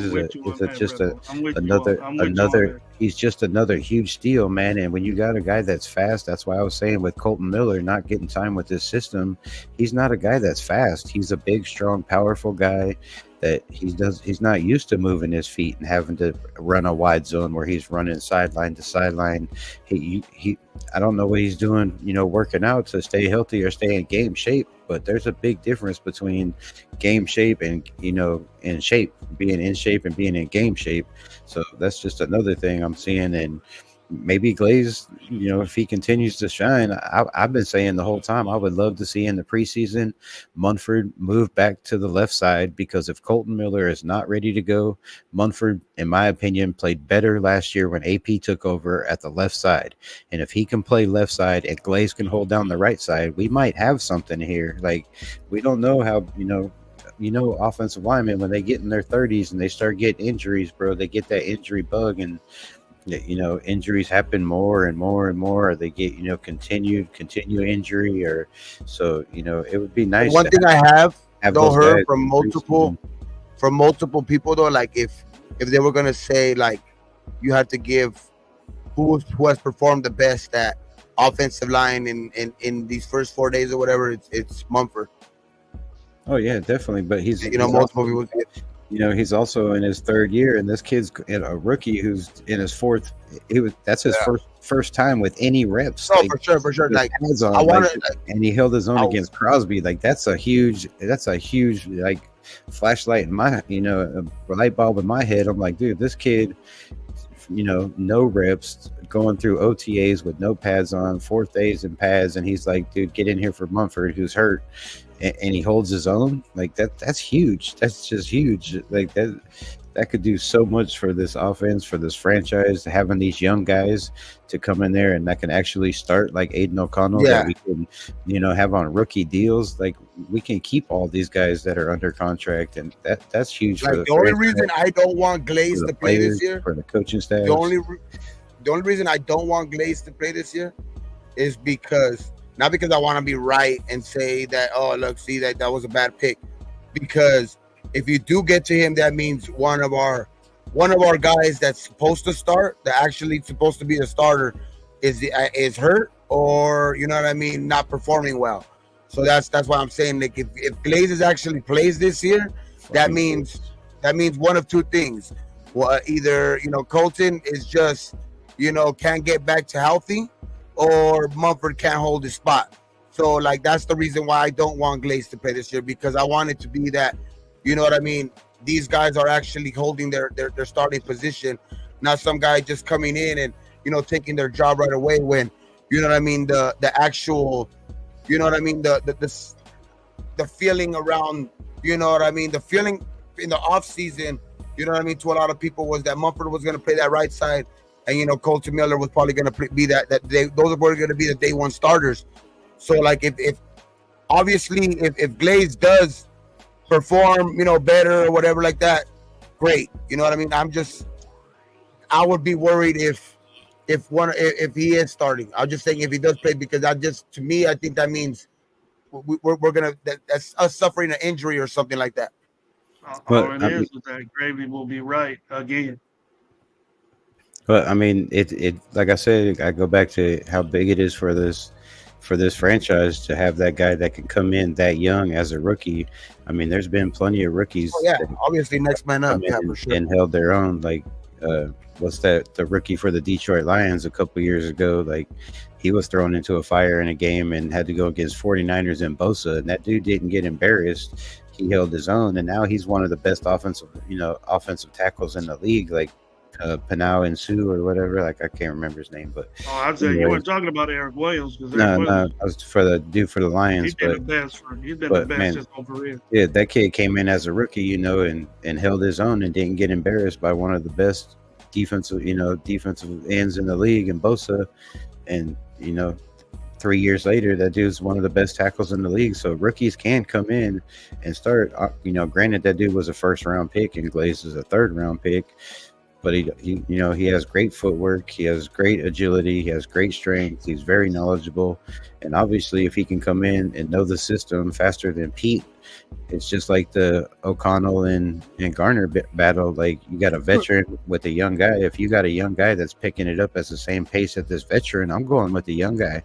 I mean, in my opinion, he's younger, he's faster, he's probably in better shape. Like if you got two guys, one's been around for a long time and one's just coming into the league, and they're both on the same pace, picking up this new system on the same, and one's outshining one, and he's way younger, I'm going with the younger guy all day. Like the upside is way better. All right, we got some new guys in the chat, man. Anthony Provencio, welcome back, brother. I haven't seen you in a minute. Dark, what's up, man? Always good to see you. The Dark Side, what's up, man? How's Jump on both Junkies? channels. I'm live on mine also.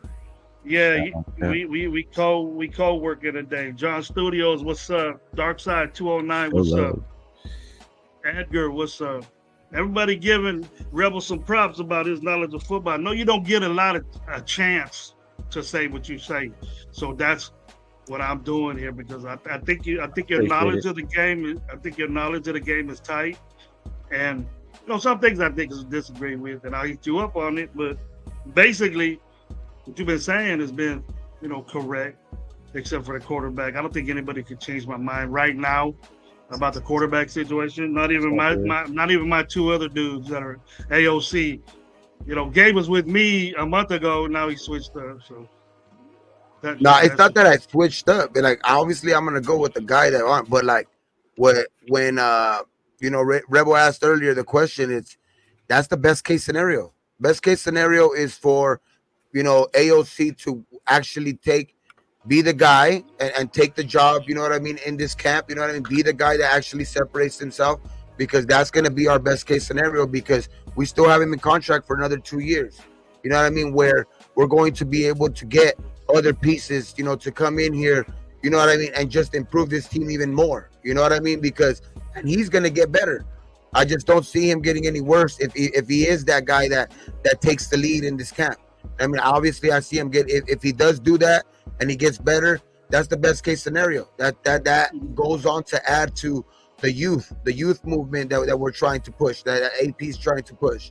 You know what I mean? So it's like, I obviously he did play 6 fucking years in college, but his contract is a rookie contract still. You know what I mean? And that's what you're working with. You know what I mean? So I think that's why it's the best case scenario for AOC to be that guy. You know what I mean? And that's why I kind of changed my mind, because for us, I think to be, in the best situation, I think that's gonna put us in the best situation, because if Minshew does win this job, he's signed as a backup. You know what I mean? So it just puts us back in that box to where we're still not really know what we have. Where next offseason is gonna be another. You know what I mean? It's gonna be another thing, a big topic during the offseason. Are the Raiders going to trade up for this and that, or are they going to go out and get Dak Prescott and give him $60 million and all of this shit? Because the Minshew situation is a backup situation.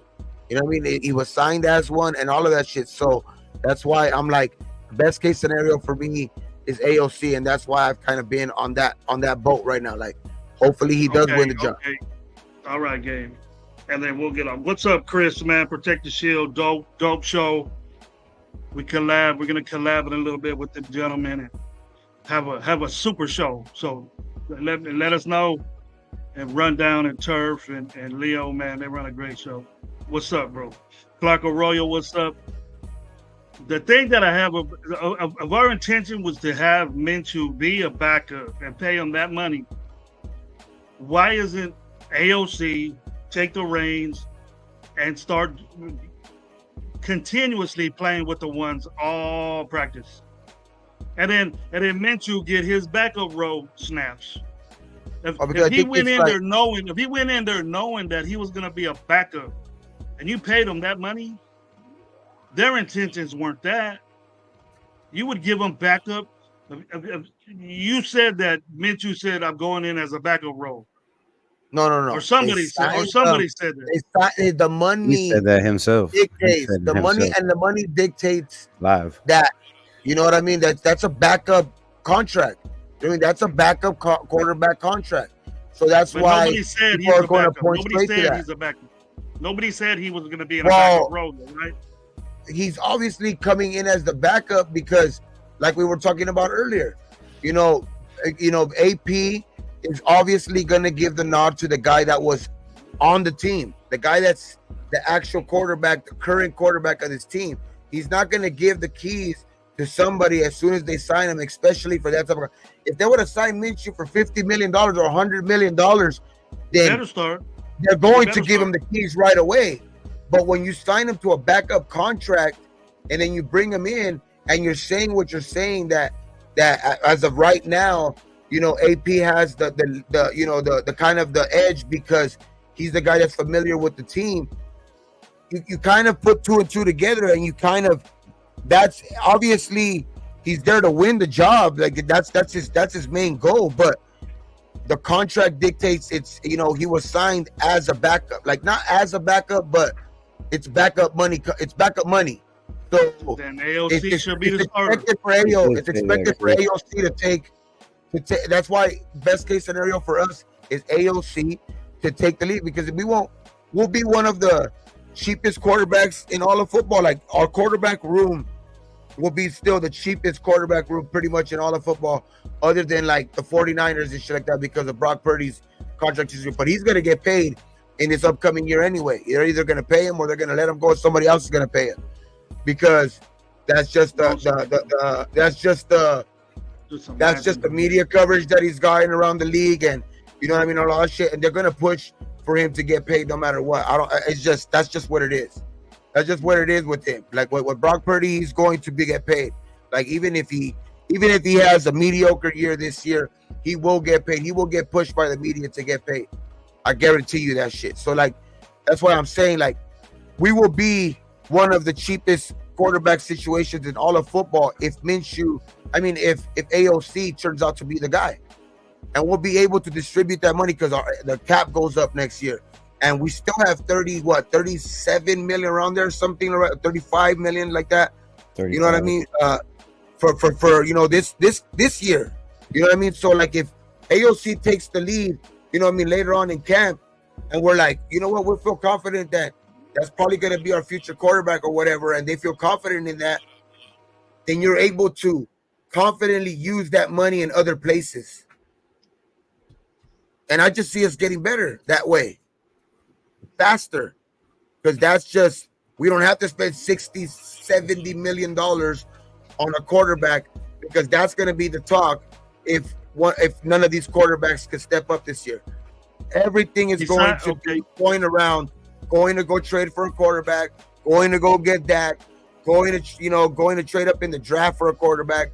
It's all going to be, the whole offseason is going to be predicated on that. If we don't, if one of these quarterbacks doesn't end up performing. So that's why, to me, AOC is the best case. Right. So, to answer Chris, Rebel, hold on real quick, bro. I'll get right to it. So you think it's all right that we have the least expensive quarterback room in the NFL? No, so that's good to you? If they can perform, that's good to you? You take that as a positive? Fuck yes, if they can do their job and not turn the ball over. If they're on their first contract, Come on, guys. Oh, yeah. Come on, guys. What do you mean? Yeah. If they've done their first contract, like plenty of players have done that. Yep. Well, a lot of them have produced too. Max Crosby played his first 3 years or 4 years on the quarterbacks. A lot of our players. I'm talking about any player though. If you're on a cheap contract, if you're on a cheap contract if your first contract is cheap, then you hit gold for those first 4 years because you don't have to pay him. That's what I'm saying. Like, that's why it's the best case scenario, because if you don't have to pay them, if you're not forced to pay these dudes, and they're a 6th, 7th round pick, but they're playing like a first round pick, that's just good for the team. I don't see no negative in that at all. Like, that's you're in the perfect situation with that. Out there, bro. But as far as him doing a good job running the offense, the most important position on the football field, if that guy sucks. So wait, let me just make an example. I don't care how much he gets paid. If he sucks, he sucks. Wait, no, so what I'm saying is, let me just make an example. If AOC turned out to be played like, say, just a hypothetical. If AOC played like CJ Stroud last year, and he was getting paid like he's getting paid, you wouldn't want that? If he balled out, yes. He played pretty close to him. That's what I'm saying. Like, he didn't have the start he had, though. It doesn't matter like that, or like if I don't think it's important if it's only important if our quarterback room is the most expensive if your quarterback's already in his 5th year. But we're not in that situation. Like, if your quarterback's balling out on his rookie year, that's your best case scenario in all 32 teams. I know that. If your quarterback's balling out on his rookie contract, that's the best case scenario. So that's why I'm saying it would be good to have the cheapest quarterback room. Not because all of us bring up these 9 games and that you guys got me hit my mic. You guys having these 9 games. These 9 games, he did this and went 5-4, and this almost went to the playoffs and whatever whoop-de-whoop. Okay. Now we have all these expectations off a barely 500 record, and coming out thinking that he's going to be the bomb, and then he has a guy that's supposed to be a backup getting half the reps from a backup. Both of those guys are working with first team. Check the numbers, Chris. But like, I just think that's part of the shit that AP has been preaching though. Like, all camp, like you even see rookies taking snaps away from starters on defense. You know what I mean? You see rookies taking away snaps from because he's preaching competition at everywhere. And he said this in his last press conference too, AP. Everything is a competition. So everything is going to be up for grabs. Nothing is set in stone. He even said, like, so what if this rookie outplays, you know what I mean, the safety and stuff like that? Like, nothing is set in stone. Like, nobody has actually said, like, obviously you got certain players on this team where, like, Max Crosby and shit like that, where you expect them that nothing's jeopardizing their position on this team. But everywhere else, it's a competition. Everywhere else. For that third receiver spot, for that, you know what I mean, the other tackle spot where he plays. I'm not Tommy Eichenberg in the linebacker position, like, just everywhere there's competition. And I just think it would be kind of hypocritical of him, of AP, if he was just like preaching different in the quarterback situation. Bro, he's waiting for somebody to take the reins. If you look at the last 8 games with CJ Stroud, that AOC outplayed CJ Stroud in the last 8 games, and he was taking his team to a playoff run. So he had games where he was losing down the stretch in a playoff run, and AOC was trying to take his team to the playoffs. And I know I keep harping on the fact that in his last 6 games, he had 9 touchdowns, 1 interception. But if you go back to his last 4 games, which 2 of those were AFC West rivals, the kid went 8 touchdowns, 0 interceptions. That's in his last 4 games. So the kid balled out in preseason. When it comes to how many touchdowns did he get against the Chargers, Rebel? It does 4. It does matter. It does matter, 4. bro. Because he had 4. Okay, that's 4 touchdowns in 4 games. That's 1 touchdown each. If you want to give him that. It doesn't matter how you sliced it, how he got it. He still had 12 touchdowns and 7 interceptions. Is that good to you? For a 4th round pick that was a third that was holding a clipboard for fucking half the season, yes, that's excellent to me. Like, I don't care how you look at it, bro. That's excellent to me. The kid he said himself, he wasn't supposed to be here. He wasn't supposed to be in this situation. He was a third string quarterback. A third string quarterback with no OTAs. As soon as Jimmy G was healthy, he started taking first string reps. And when he wasn't, Brian Hoyer was getting those. So the only time Aiden O'Connell got any reps in OTAs or mini camps last year is when Jimmy G was still hurt the first couple of weeks or whatever, until the first week or whatever, until he came in. Aiden O'Connell he knew the offense, but he had no chemistry with the offensive line. He had no chemistry with Devontae Adams, with Jacoby Myers, with Michael Mayer, with the running backs. He had, he didn't know any of those guys. He had no chemistry, and chemistry takes time. If you listen to Devontae Adams, one of the greatest receivers all time, that man said Aaron Rodgers and him took time to develop. It wasn't their first year. It wasn't their second year, Gravy. It wasn't their third year. And we're talking about Aaron Rodgers, a Super Bowl winning and an MVP quarterback, took 3 years to develop time with Devontae Adams. Aiden O'Connell did that last year in his last 8 games with Antonio Pierce as the head coach. So you have to give the man credit. You can't keep looking at the negative and expecting him to beat Tom Brady and saying he's not Mabel and he's not Tom Brady. When you have a rookie quarterback that comes in and plays like that, Antonio Pierce would not have this job if he would have stuck with Jimmy G or Brian Hoyer. We wouldn't have won those games. And I think a lot of the animosity for Raider Nation that they don't like Aiden O'Connell is the fact that he won us those games and we didn't get to pick a first round quarterback or a third round quarterback. We were 13th, and if we would have lost more games, maybe the Raider Nation would be happy that we lost more games and we got a higher pick in the draft. Maybe that's why they don't like Aiden O'Connell, because he played his ass off, and he went 5-4 or 5-5 or whatever people say. Some people would say he went 6-5. I don't know how that adds up, but anyways, the man played his ass off, and if he didn't play the way he did, I don't believe Antonio Pierce would have had a job, because we wouldn't have won, and they would have been going with Harbaugh or one of these top head coaches. So I think there's a lot of that has to do with the way he played last year. Not just that, we were the laughing when fucking McDaniels got fired, bro. We were literally the laughing stock of the league at that point. Like, and Devontae Adams signed off on the kid. He signed off the bench. He even finished 5-4 though. Like, that's a quarterback. Fucking Jimmy G has Nobody. been to a Super Bowl, and he said, bench this man and put in this fucking 4th round pick that we drafted that everybody thinks is trash. And look at how good our offense was. It wasn't great, but it was sure the hell better than fucking Jimmy G and Brian Hoyer. You can't tell me it wasn't. And he was a 4th round pick with no timing with any of the offense, and he played like he had been in that system for a long time. Chris, I thought you were going to bed. When do you see a quarterback though? Like, when do you see not a quarterback? When do you see a team, maybe Chris, historically, that you get an interim coach in the middle of the year, and they even have a chance to like go 5-4? It's literally a team that's on the rise. If a team gets to be 5-4 after they're literally the laughing stock of the whole fucking, the whole damn league, after they lost to the Lions, you know what I mean? Like, and we were literally every week going up to Mark Davis, the owner, and talking shit to him at visitor stadiums.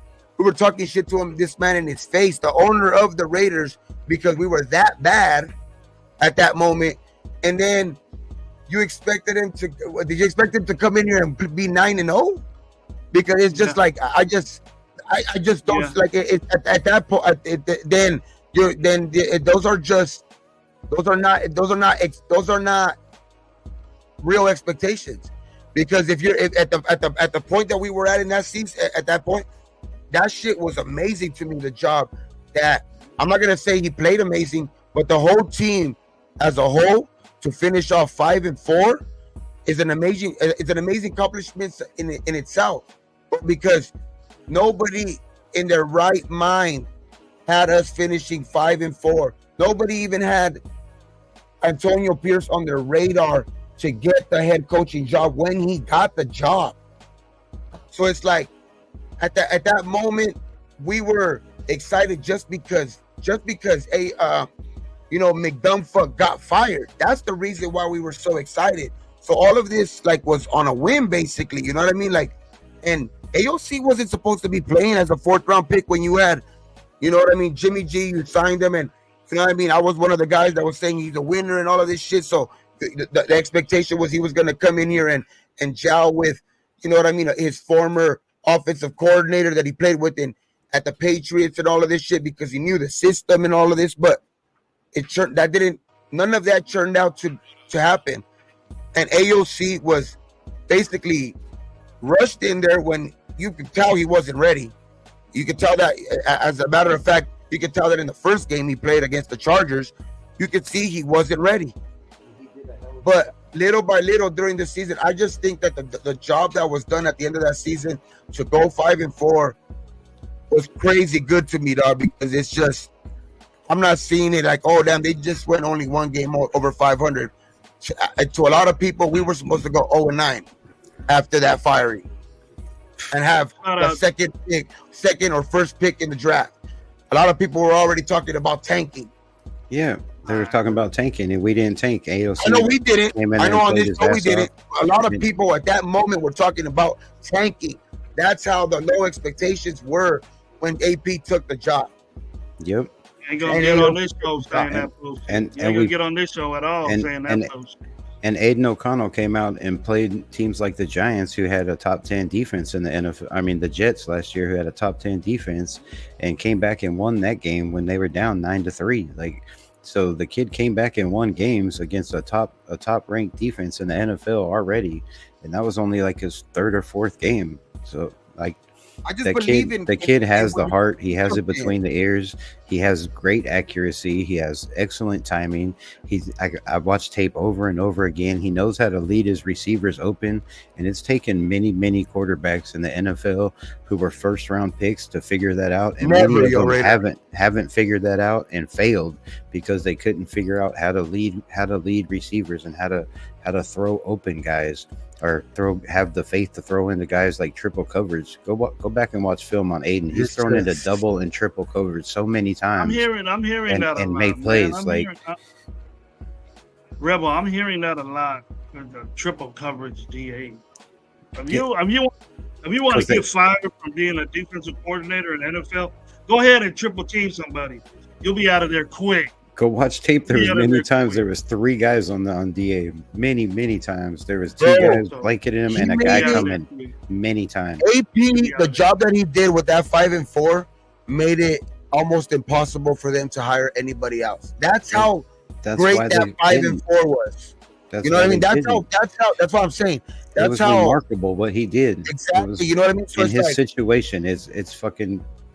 Look, Tom Brady didn't that's do why I that. don't even see it as a Tom Brady hold didn't on, play like that finish his real rookie year. quick. Tom Brady I just played in 1 game. yeah, what I'm saying is just like I don't like that's why I'm not just putting it on the quarterback because obviously you want AOC to be great, but in football, more than anything, the team aspect, the team chemistry and all of that shit, like I think that's big to do with a lot of why we win games. And you've seen a lot of games where like Gravy says, AOC probably didn't play the best, but we still came out with the win and all of that shit. And I just see that part in that season last week. We had no business winning some of those games.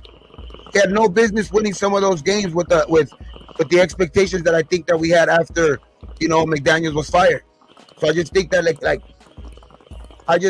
any win that we had with AOC last year was a learning experience, and I think he was a big part of the reason why AP kept his job and why a lot of dudes are backing him, had his back during this offseason and shit like that, because he was part of the change. Like, you see it before your eyes. You see the change in this team, bro. Like, that's why I believe more in AOC, because I think this team is going to pull off wins where even if AOC has bad games, you know what I mean? They're going to play for each other. And I just think that that's a different dynamic when you have that in the locker room, bro. Like, and I just think that's going to play a big part. Like, I know the quarterback is very, very important. Don't get me wrong, but I just think sometimes when you have this type of chemistry, it can like sometimes supersede some stuff. Like when you see some type of quarterbacks when great defense like Brad Johnson, you know what I mean, or like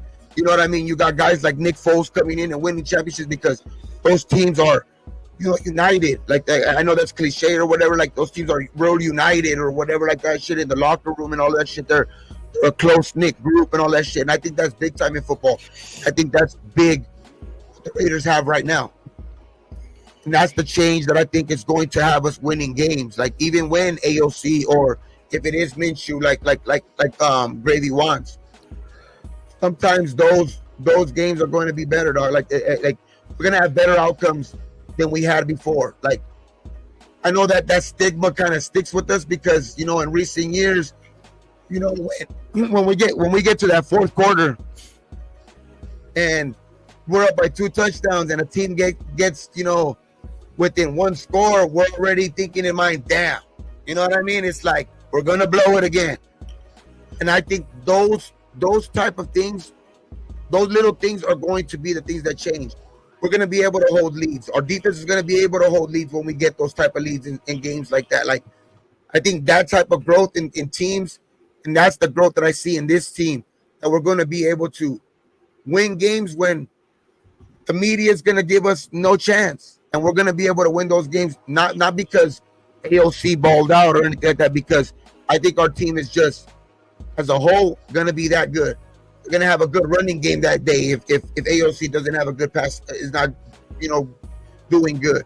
Or the defense is going to have a score or 2 that day, or they're going to force something. But I just think the dynamic of this team is different. And that's what I see the biggest change in this team. Because you can't tell me that any other coach, especially coming from where we were coming from, has lit a fire under fucking, I'm not even just talking about the Raiders. Anybody, like, have you seen any other interim coach or any other coach light a fire under a team like this? The only other guy that I could pretty much kind of like compare it to is Dan Campbell. That's the only guy. And look at where they're at right now. Nobody believed in the Lions were going to have a turnaround like that.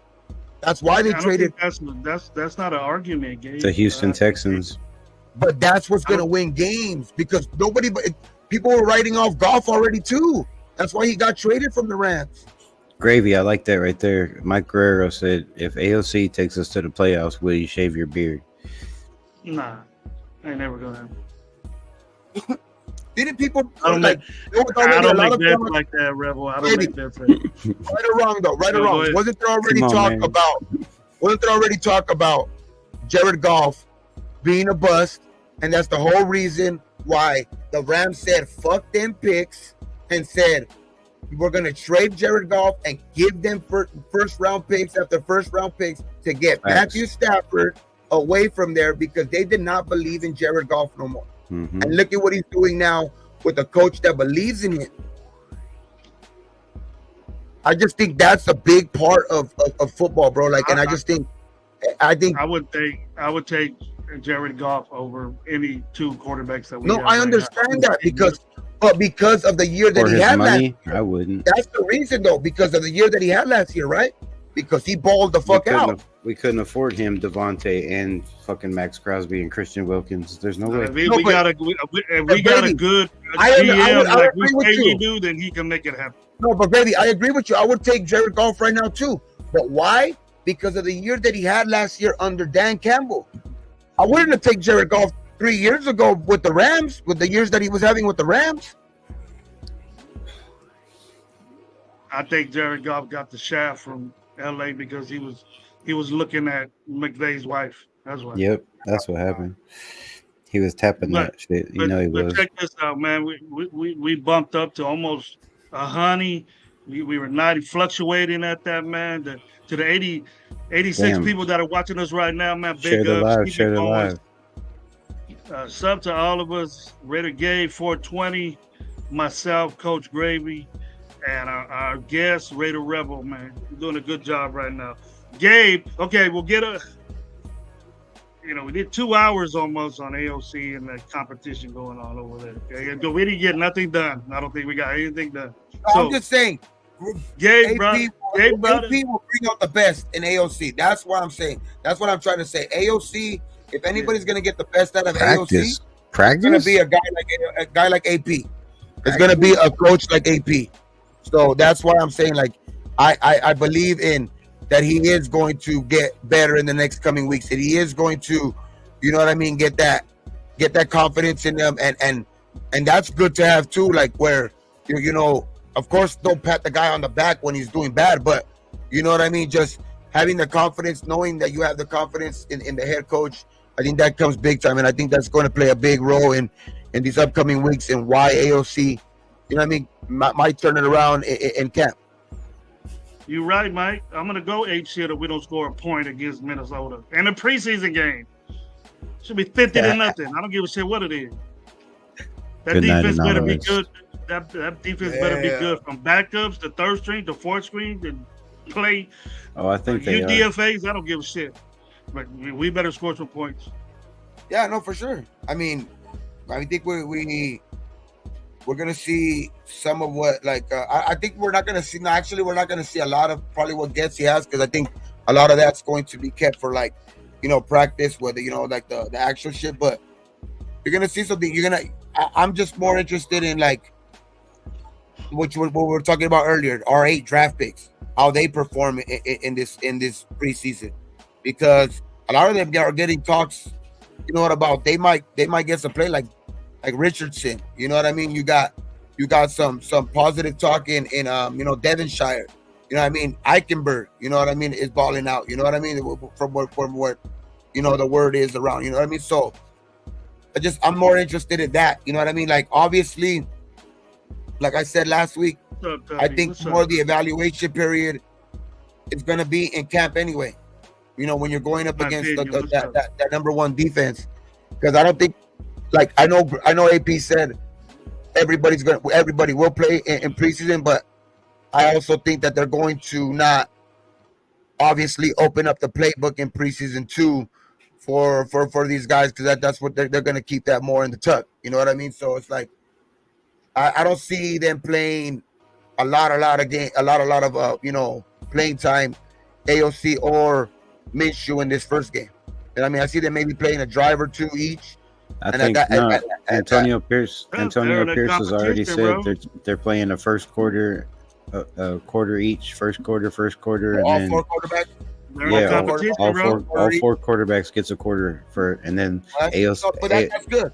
he said AOC will start this game and Gardner will start next game, and they'll flip flop, and then It's a good plan, though. Carter Bradley will get the third, and then It's only 3 games. yeah. So I mean, they're gonna flip flop, so it'll be Aiden, Garner, and then Aiden. The last game is basically what I got, but they'll each get a quarter apiece. Like I understand all that. I understand all that. The first game, I understand all that. But okay, I'm gonna ask you guys a question. When is it gonna be concerning to you? The time from now and until the future of game 1. When are you guys going to be concerned about this competition? When I will be concerned. When in preseason are you going to? I'm going to tell you. I'm not going to be concerned at all in preseason. That's why I'll tell you since now. I'm not going to be concerned at all in preseason. We come out in that first game, that first quarter, we look like shit. That's when I'll fucking tell you, we made a bad decision or not. Because up until that point, I think we really don't have a clue anyway. You know what I mean? We don't know what we have in store with any of these guys. So until we go out there into that first quarter of that first game, and even the first half, that's when I'll be like, you know what? And that's still early in the season, because that's what, like I said earlier, this offense is still going to be growing even during the season. You know what I mean? So it's like I just see like I'm not gonna be concerned that much, because I think that, like I said earlier, I think the defense is going to carry us, early, which will give us time to kind of get that offense to kind of catch up. So I think we're that good on defense, and we have enough players on offense to where, like, I don't know, like about you, Gravy, what you're thinking is like, but I don't think even with any of these quarterbacks, with the weapons that we have on offense, with any of these quarterbacks that play, they're not going to be.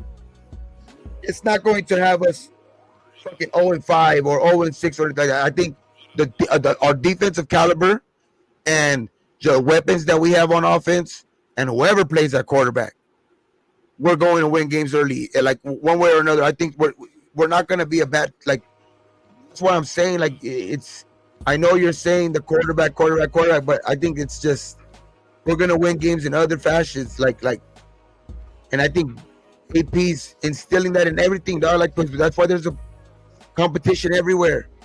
You know what I mean? It's like, it's going to be a good, I think this first game is going to prove that. I think that first game, especially, after DA with the social media team of fucking the Chargers, bro, I'm telling you, I think they're gonna go out there and show a lot of people that in the first week of the season that this ain't a team to be fucked with. To be honest, I think because a lot of people are starting to like already say that Jim Harbaugh is going to, have this team playing good, but there are already concerns over there too. You know what I mean? With the injuries already and all that shit. But I think they're going to open a lot of eyes up in this first week, in that first week of the playoffs. That's why I'm not ready to be concerned at all in this preseason. I'm not worried because our defense has already showed that if Aiden's in the pocket, they can still get pressure and make them make mistakes. If Gardner's in there and trying to get out of the pocket and scramble, they can still get pressure and make him make mistakes. So we play both type of quarterbacks, and it doesn't matter which type of quarterback we say. I've been saying it over and over again.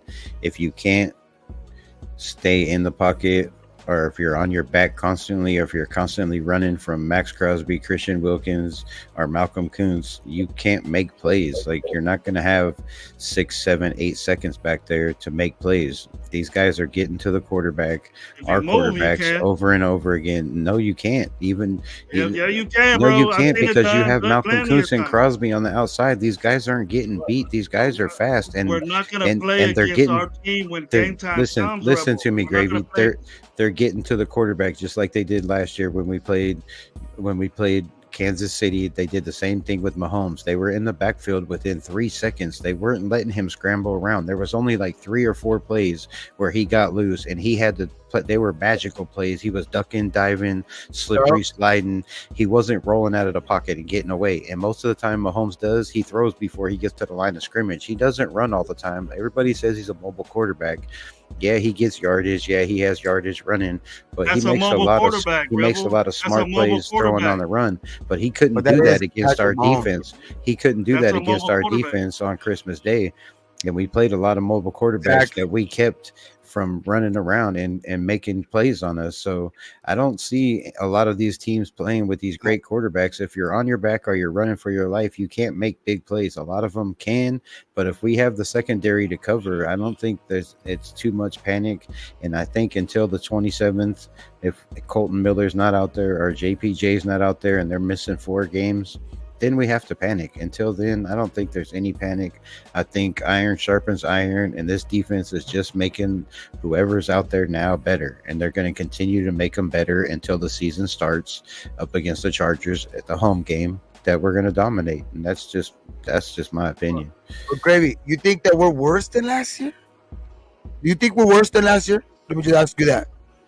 No, and we went 5-4. So, I just think there's going to be improvement in this team, regardless, just because of the 1%. signings. I know that game. But that's what I mean. Even with just and I know that doesn't make. Obviously, teams change and all of that shit, and you got a different schedule and all of this shit. And you're playing, just different teams or whatever. But to me, I just don't see this team taking steps back with having better coordinators, with having better coaches, with having, I just don't see this taking a step. I don't see this team taking a step back, in any category. No. So that's why I think that regardless of what quarterback we have out there, we're going to win games. Even if the quarterback doesn't look fantastic at times or doesn't look this, I think we're going to be able. That's why I think we're going to be a good team, because we're going to be able to win games in other fashions, with our defense, with our running game, with if the quarterback's having a bad day of throwing the ball deep, we're going to be able to get Lobby in the backfield or Bowers, get Bowers going. You know what I mean? Because he's a matchup nightmare for anybody. So it's just, I think you have Devontae Adams, you got Jacoby Myers. So I just think we're going to be able to win games in other ways, to where I think it's not going to be a big weight on any of these quarterbacks anyway. That's why I'm saying with any quarterback that we do play back there anyway, at the beginning of the season, when we do have a full roster out there and we're not experimenting with guys like rookies out there, or we're having other guys out there, and we have our actual, which I agree with Rebel, if we don't have, because I've been saying this since the last week too, if we don't have, Colton Miller or Powers by, game 1, then yeah, obviously that's a way more concerning. But if you have everybody that we're supposed to have out there in game 1, I'm not going to be concerned at all for anybody that whoever starts back there, because I think we're a better team as a whole. Definitely better team as a whole. We got better at depth at every single position. And what a lot of people are failing to realize is you see these highlight plays of Brock Bowers going up and mossing people and making plays, reaching over his shoulder and making these touchdown catches. And you hear all these touchdown catches about DJ Turner now making a couple touchdowns, and all the plays that Dylan Labe is making out of the backfield with his hands. Who's throwing this guy? Who's throwing these guys the ball? One of these quarterbacks have to be good enough for these guys to be making these plays and getting them the ball, so they're not just trash like everybody's making it. Hondo, I think, blew it out of proportion today when he said the offense just looked absolutely terrible. I mean, they each had a turnover, they each had a touchdown, but they had a sack. But still, it comes down to the offensive line protecting your quarterback. You're only as good as the people around you. So if you're not getting time to throw the ball, or if you're not getting time to roll out of the pocket, whether you're Aiden or Garner, you're not going to look good. And then you're forcing balls into coverage because you think you can make those plays. But our defensive backfield is obviously way better than people believe. You have Polamalu back there, you have Trey Taylor, and both these guys could probably start right away if it wasn't for Trayvon Moehrig and Marcus Epps back there. Then you guys, Masterson and Eichenberg, like there's a lot of stars on this team, on this defense that are making huge plays, and they're making these guys look bad. But there's also been a lot of talk about the offense stepping up, having a chip on their shoulder. Michael Mayer's making plays. A lot of these young rookies making plays. What's not Guyton, but damn it, what's the other guy? Anyways, but there's been a couple rookies making catches out there. Wilkins, the rookie, receivers made plays. Somebody's throwing these guys, good enough balls to make plays. So it's not all bad. So I believe there's no way to panic, and we're definitely 100% better. We got better last year every single game that we played, and it showed. The defense gave up less points. They started getting more turnovers. They got more and more in sync. The brotherhood is tighter than it's ever been. And I keep saying tighter than back pockets on skinny jeans. Cowtown, true. Yeah, it's a family, dude. And that's a big thing. That people underestimate what brotherhood and what having faith in the players around you does. Like if your guy's going to be in his spot and he's going to do his job, it lets you do your job, or do more than your job. It lets you play free, and these defensive backs are going to be able to play free a lot more than people think. That's a great motivational speech, bro. Great. But I'm going to tell you this. I just came out of shock that you said Masterson did shit and called him a badass linebacker. Masterson's been making plays too. There's been a lot of people saying that he might take the job from Diablo. I don't know if you stay in the news, but you're looking at something else than me. But Masterson don't do shit. Well, I heard that you trying to the one thing I did hear about Masterson, Jack Jones, and he had Eichenberg 2 fumbles last year in 13 games. No, I heard 13. That them three players are being used to experiment, to kick the ball on kickoff. So Eichenberg, Masterson, Eichenberg, and Jack Jones are 3 players that they've experimented on with kicking the ball on kickoff, because they are going to be expected to be like to defend the kickoff now, the kickers. So like you don't want to get your kicker hurt or anything like that. So that's why some teams are going to experiment with that. You know what I mean? So we'll see how that looks. You know what I mean? In the first preseason game, you know what I mean? Because it looked kind of weird in the Hall of Fame game, but I mean that's gonna be the staple now. I mean that's gonna be the norm now. So we're gonna see that shit, man. We're all gonna have to get used to it. So trying to find something for that play, because you can see the potential in that play though too, because if you got a good returner or like that plays running back or something who could break tackles, you break 1 or 2 tackles, you're gone. You know what I mean? Because of the way that it's set up now. You know what I mean? So it's like that, and that's the reason why that experiment is being, kind of done right now with Masterson, Eichenberg and Jack Jones, because let's see if damn kick the ball back there. You know what I mean? Because we're gonna need 11 defenders for sure. Maybe Masterson's just good at that. You look at game tape. He don't secure the edge. He doesn't take blocks on. He doesn't sack. I don't believe I ever seen him sack a running back behind the line of scrimmage. So if we think that 59 is dope, I'll give it to you. But what I see, it's not up to par being an NFL linebacker. Masterson had three forced fumbles last year, and 2 of them were definitely ours that we recovered. That's fine and dandy. That's fine and dandy, bro. And if you've seen on the rush, Spillane and Max Crosby both said that guy has potential to be a Pro Bowler and an All-Pro linebacker. Like he has that Mike mentality. Like so, don't sleep on Luke Masterson. Like he's got to work on his coverage, but when it comes to run defense, that dude is a dog. He's just like Robert Spillane, just head first like a missile. Like. And we have a lot of guys that are like that. What do you mean? Where am I saying like that? He didn't get lots of play, but when he was in there, he contributed last year. Like when he was in the game, he contributed. Go watch tape. Well, who's our weak side? I'll send you some. I just didn't see it much. I just didn't see it much because of the simple fact that a lot of the times we were using only 2 linebackers anyway. He played in I mean, so 13% of the snaps last year. He was I'm on the saying, so field like 13% of the time, and because he had 2 fumbles and I don't know, like 17 tackles or something. So like, I mean, the kid yeah, was that's what I'm saying. Like because he wasn't on the field too much because it was always like more of a two linebacker set because a lot of the times they were because we run a using lot of 4-2-5, Hobbs. and I keep Yeah, telling they were people using that a lot of too. Like Hobbs as they were that using nickel type of Ho- linebacker. Hobbs in the nickel So or Devon Diablo, and it was basically Devon Diablo and Spillane. And we're going to continue this year to run a lot of 4-2-5 because I mean, we have but the backfield and we have the defensive line to run it. So everybody's worried about the linebacker position, but there's a lot of times that we only have 2 linebackers out there, so I'm yeah, not worried about them either.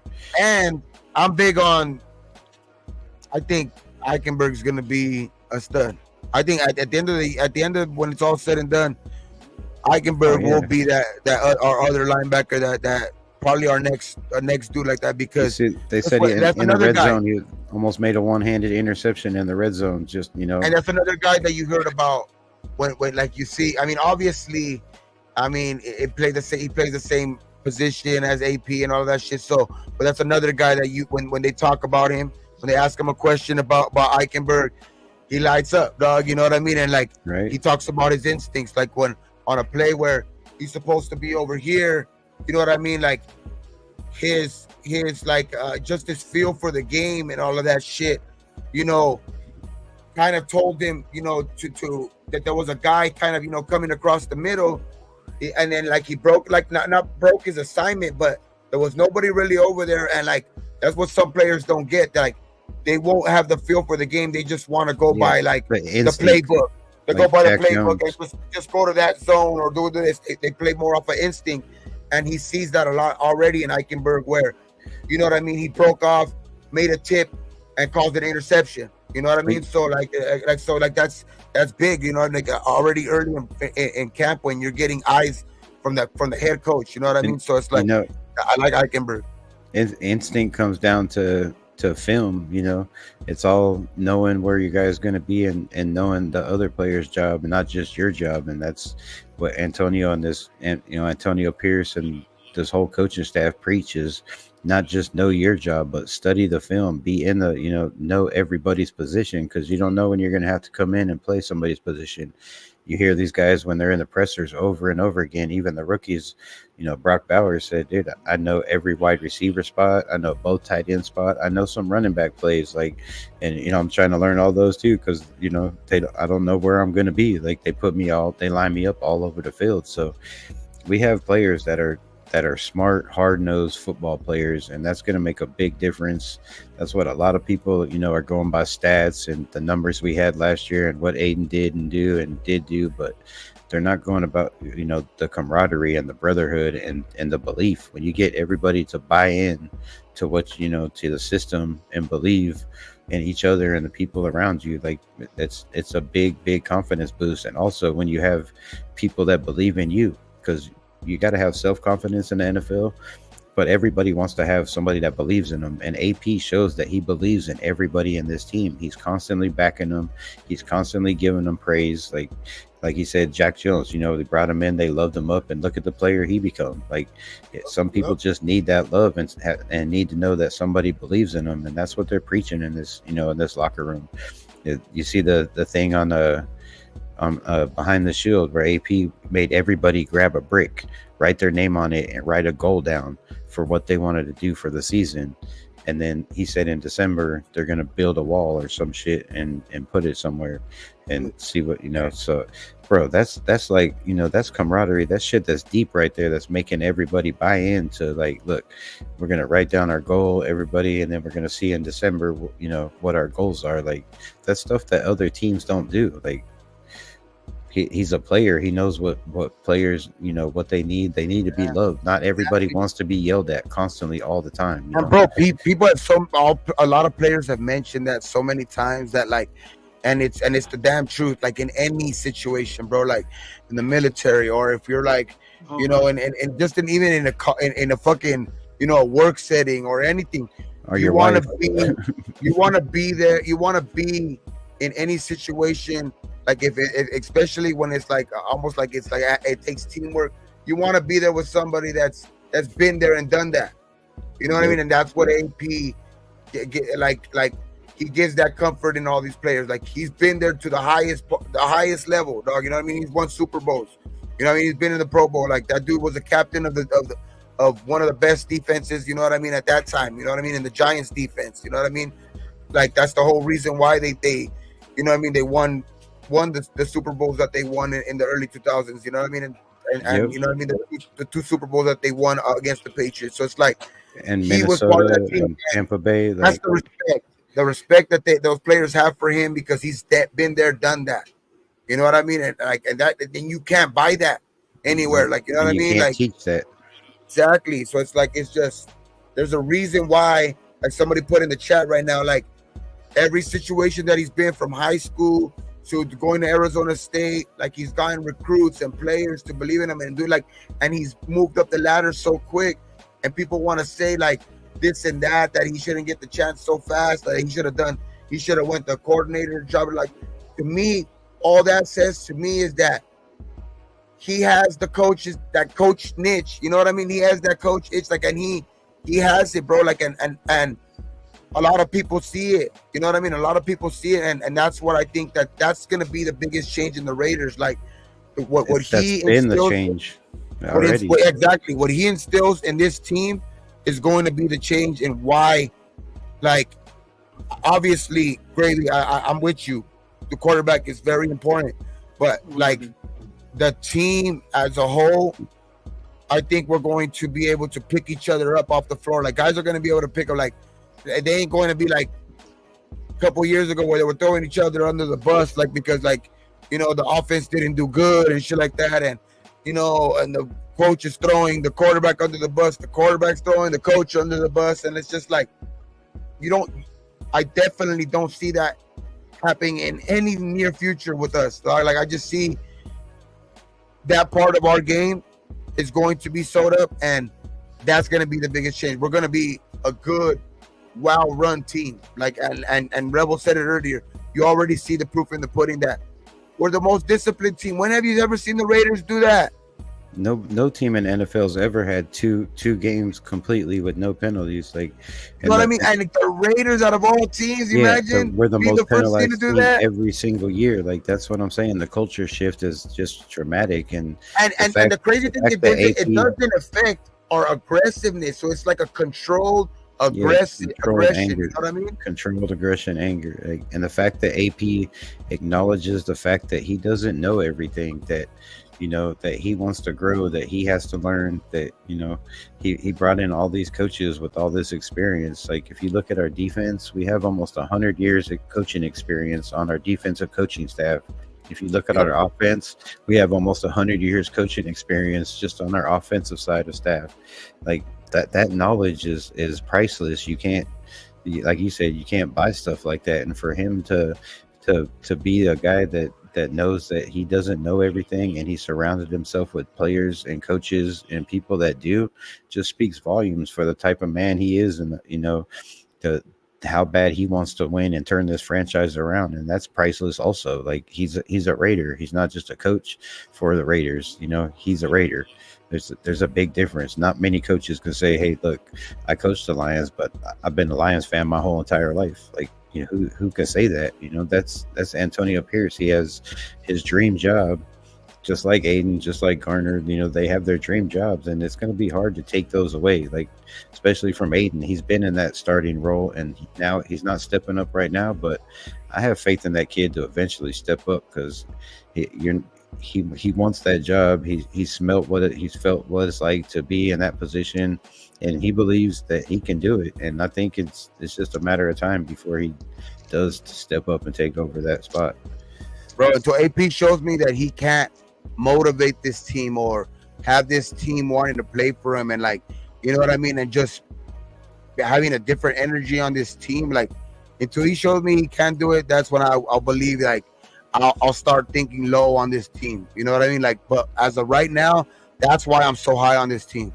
You know what I mean? Like, because it's something we haven't seen. It's something we're not used to. He brings the best out of everybody.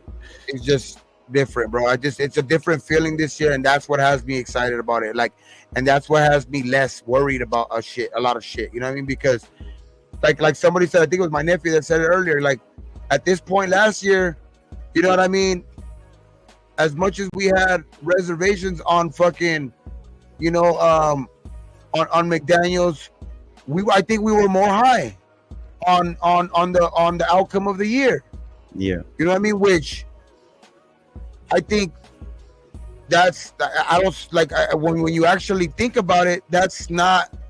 I don't think that's nowhere near the case. You know what I mean? I just see us having a way better, you know, chemistry. I just seeing us having a better roster overall, and just, you know, and just not just our head coach in AP, but like you said, like the experience that we have everywhere else in the coaching staff that we didn't have last year. You know what I mean? When everything blew up, you know what I mean, on Halloween. You know what I mean? Like that shit was just from one day to another. Oh, hey, you're the offensive coordinator. Hey, you're the new fucking this. Hey, you know, you are a new coach. Like they literally just fucking said, you know, like it was just, and that's why I'm excited about this year, dog. Facts. We all have something to be excited. I never had a about. problem with AP. I never had a problem with all that. What you said, both of you, never had a problem with AP. In the way he motivates his team. But I think that's why I'm not worried. You know, with that brick shit, I commend AP for getting the staff he did. You know, but coaching does matter, big time. You know what I mean? And then you'll see that linger over. If you got bad coaches, it's gonna linger over the games. Gabe, you know that. And then I think our foundation right there is great. It's just a certain area that I have a problem with. And then, I feel you. We could get better in those areas too. I agree that we can get better in those areas. But at the same time, and in the same breath, I also think we are, and I think we're on our way to getting better in those areas.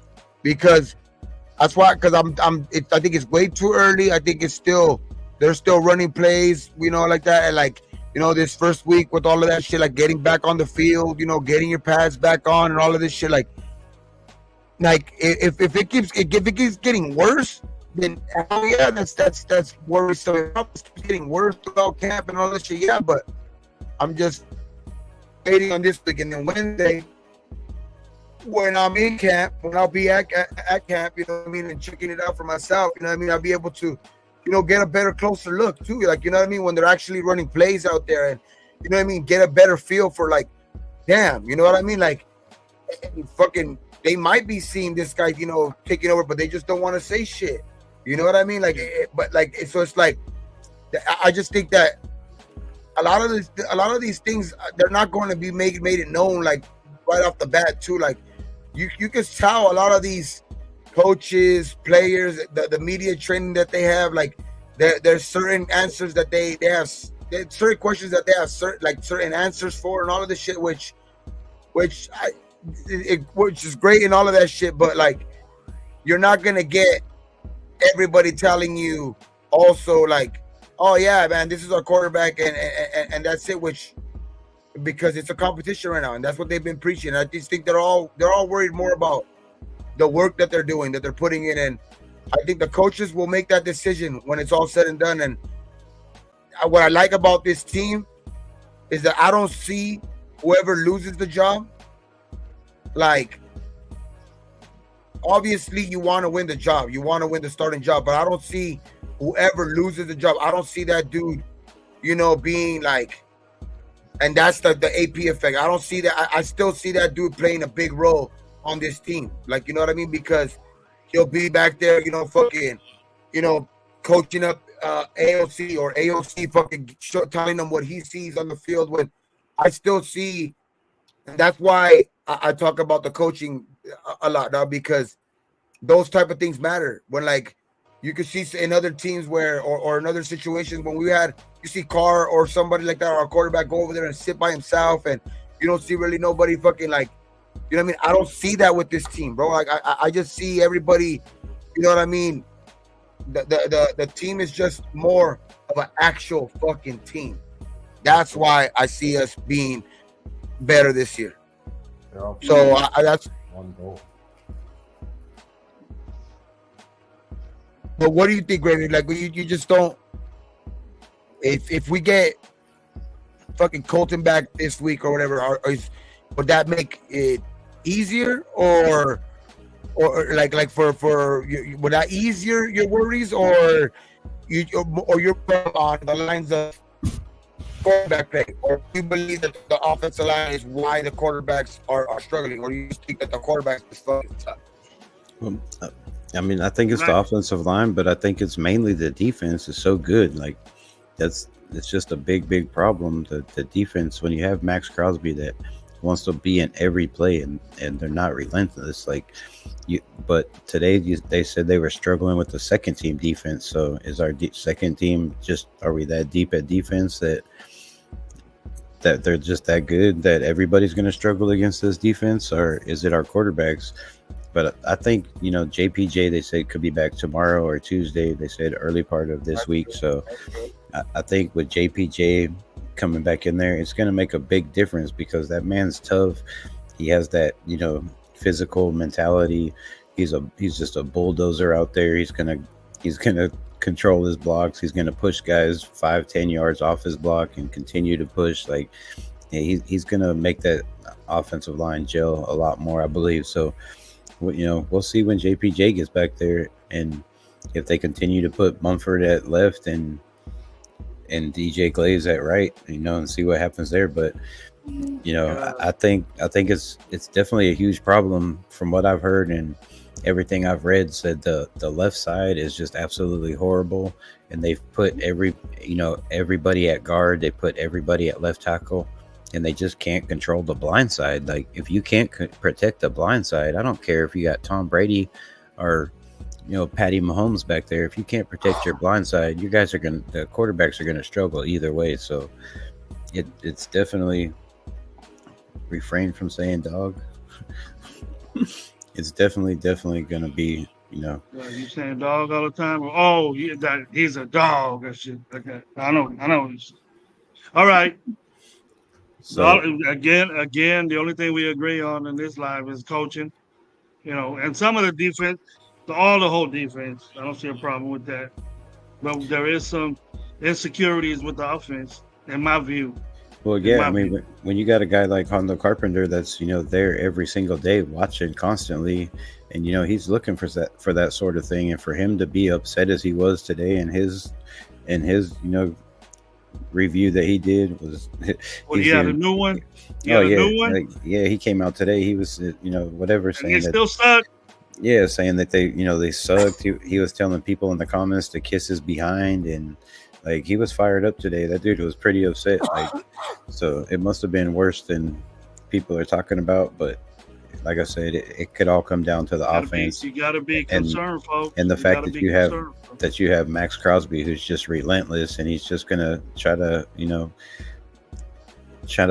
punk anybody he can, and he wants to be a highlight reel over and over again, and so does the rest of the defense. Malcolm Kuntz, Christian Wilkins. You have Tyree Wilson, who's had 2 sacks today. I don't know what time it is. Okay, yesterday, but it's 12:30 here. So yeah, yesterday. So you got Tyree Wilson that's coming in having sacks, and then you got guys like Adam Butler that's saying they want to be seen and they want to be more than a third down back. So I mean, the defense is fired up, and we all know that no matter what, every single year, the defense is always ahead of the offense. Even if they're in the same system, the defense is always ahead of the offense. And when you have a defense as good as ours, you expect them to be, I'd be more concerned if our quarterbacks were out there scoring, throwing 3-4 touchdowns a game. In my opinion, I'd be way more concerned if if we were getting 100. I'll be happy as a mug. Rebel. I don't know why you'd be. I'd be scared to fucking death. Like if at least one of them. That means the quarterbacks are playing good. No bullshit. If we had quarterbacks that were out there, our strength. That means our defense, our strength on this team would have taken a step back, to be honest, because if your defense is that good, could have a bad day. I don't say dog much. I say beast. there is games like that's why I'm saying like that's why I think it's blown out of proportion with the quarterbacks thing because I've also heard guys say like they're not. It's not like the defense is winning the whole fucking practice. These quarterbacks are still having success. They're having their early camp woes, whatever. Like that, there's some concerns when they're doing this and that, but that's why they work on this stuff in camp anyway. Early in camp, they want to get this stuff out early in camp anyway. Like, obviously your goal is to never throw a pick ever in life, but to be honest, this is when you want them to be working on stuff like that anyway. So at this point, I'm not saying like. I just think that it's too damn early. Like it's just it's way too early. The defense should be way ahead, like they are right now. If this offense was scoring on this defense, that would be very, very concerning. Yeah, that's what I'm saying. Like if you had Gardner going out there and throwing 2-3 touchdowns, and then AOC coming in and throwing 2-3 touchdowns a game, and we were running, Dylan Labe and Zeus running, imagine offensive line running offensive line giving yards, like or imagine the offensive line giving them fucking 5 seconds to throw, and we're expecting our defensive line to be this all pro everything, and our offensive line is holding them for 5 seconds on every play. Like that shit would be fucking terrifying. And the fact that you have, the fact that we have 4 that are shining, that are projected to be starters. You have JPJ who hasn't got out there at all, but not even counting him, Glaze is stepping up and battling, showing he wants to start. We know Dylan Labe is going to be probably the third down back and get a whole lot of kick returns. You got Brock Bowers out there that's playing big. You got DeCameron Richardson, who's been playing good. Like all these guys are stepping up and they're going to contribute. And like we were talking about earlier, if you got 8 guys in a draft that all contribute in the first year, that's insane. That's I can't remember anybody that's had 8 guys come in and contribute in the first year of the draft. And if we do that, Tom Telesco should be general manager of the year, bro. Like I don't know that's just insane. Like even if you have 4 out of 8, it's still 50% is a great number. If you have that and you have Christian Wilkins be an all-pro guy again. And not to mention the UDFAs that are probably going to make, because there's probably going to be a couple guys that make this roster from UDFA. We don't know what those guys are doing yet, but like I said, I'd be way more concerned if our defense was getting worked out there and our offense was kicking ass. Like I'd be way more scared. I have like heard in situations where Minshew had a great day that day or something like that, or AOC had a great day last week. You know what I mean? Obviously, those are good things to hear, but like I said, I was expecting the defense to dominate at least in this first week, even to be honest in this second week too, because I still think that there's a lot of room to grow for this offense. Yeah, definitely a lot of room. What's up, Cash Lord? How you doing, bro? Like you said, iron sharpens iron. So playing against this defense, you're not just playing against them for the preseason and for OTAs. You're playing against them all year long in practice, every single week. So they're just going to continue to get better and better and better and better. Like, I hope so, Rebel. Now, Gabe brought up this situation. Look. Usually, Raider Nation Live lasted for 2 hours. I go until Gabe passes out. So, I go. But my boy brought up a subject that's not really football matter. It's a coaching matter that we used to have. So, John Gruden taped in Kansas City practice, wearing all this shit, talking with Andy Reid. We don't know what his role is. Maybe he went to go see his homeboy. You know what I mean? So they coach together. They're under that homegrown tree. So if he's just visiting, I ain't got no problem with it. I really wasn't a Gruden guy the second time around. Dug him the first time, but the second time around, nah. but I don't really give a shit. What you guys' thoughts? I'll go. Shit, I just think it's to like what he was preaching, that he was like a Raider and this shit and like that and shit like. And I understand going, like you said, going to see your homeboy because they were part of the same coaching tree like that. But you show up to the camp, you're all chiefed out with the chief visor, the chief fucking polo shirt, and all that shit. Nah, fuck Chucky. Traitor. Fucking traitor. That's what y'all think? Look, I wouldn't expect anything less from John Gruden. Me too. The shit that happened in Tampa Bay, getting traded and all that bullshit. But to show up in Kansas City, like you said, wearing all red, got all the drip red on, acting like he's a coach, hanging out with all those guys is just a slap in the face. And I think he did that shit on purpose. But we already know his loyalty and how that shit lies. So I like Gruden the first time. I was not happy the second time because after they whooped our ass in Tampa Bay and we didn't change the playbook and how all that went down should have asterisks next to it in my opinion. But anyway, yeah, it just shows the type of man he is. I don't think he has any role as far as coaching. I think he doesn't. He went to go see Andy Reid, dude. I thought he was from the States. I get that part. But the less we talk about the dude, that he'll just get out of the way like he's supposed to.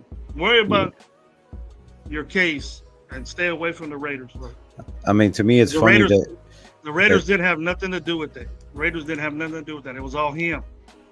Yeah, it's funny that he was over there, with the Saints, messing around with their coaching staff, and then they weren't good enough. So now you're gonna go over to the Chiefs because they're the number one team in the NFL. Like, I'm gonna go over there and get me a job over here. Little sneaky link ass. Yeah, he's friends with Andy Reid, bro. He ain't friends with Andy Reid. After we drove around their stadium, they were talking shit like they wanted to kill each other. Andy Reid is hating that dude after we won there with Gruden and drove around the stadium. Coaches don't give a shit about it. Coaches will more worried about getting beat 68-9 and shit. He doesn't like that last game we played against Kansas City. He doesn't like that last game we played against Kansas City.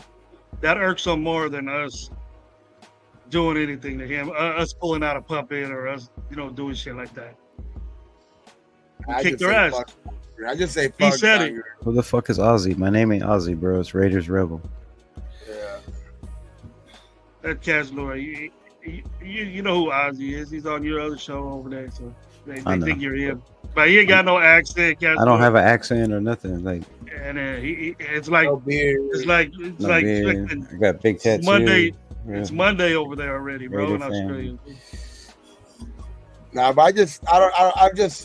That's why I keep saying, like, Andy, whatever. If Andy Reid is his friend, fuck it. Go, okay, that's cool. Go visit him.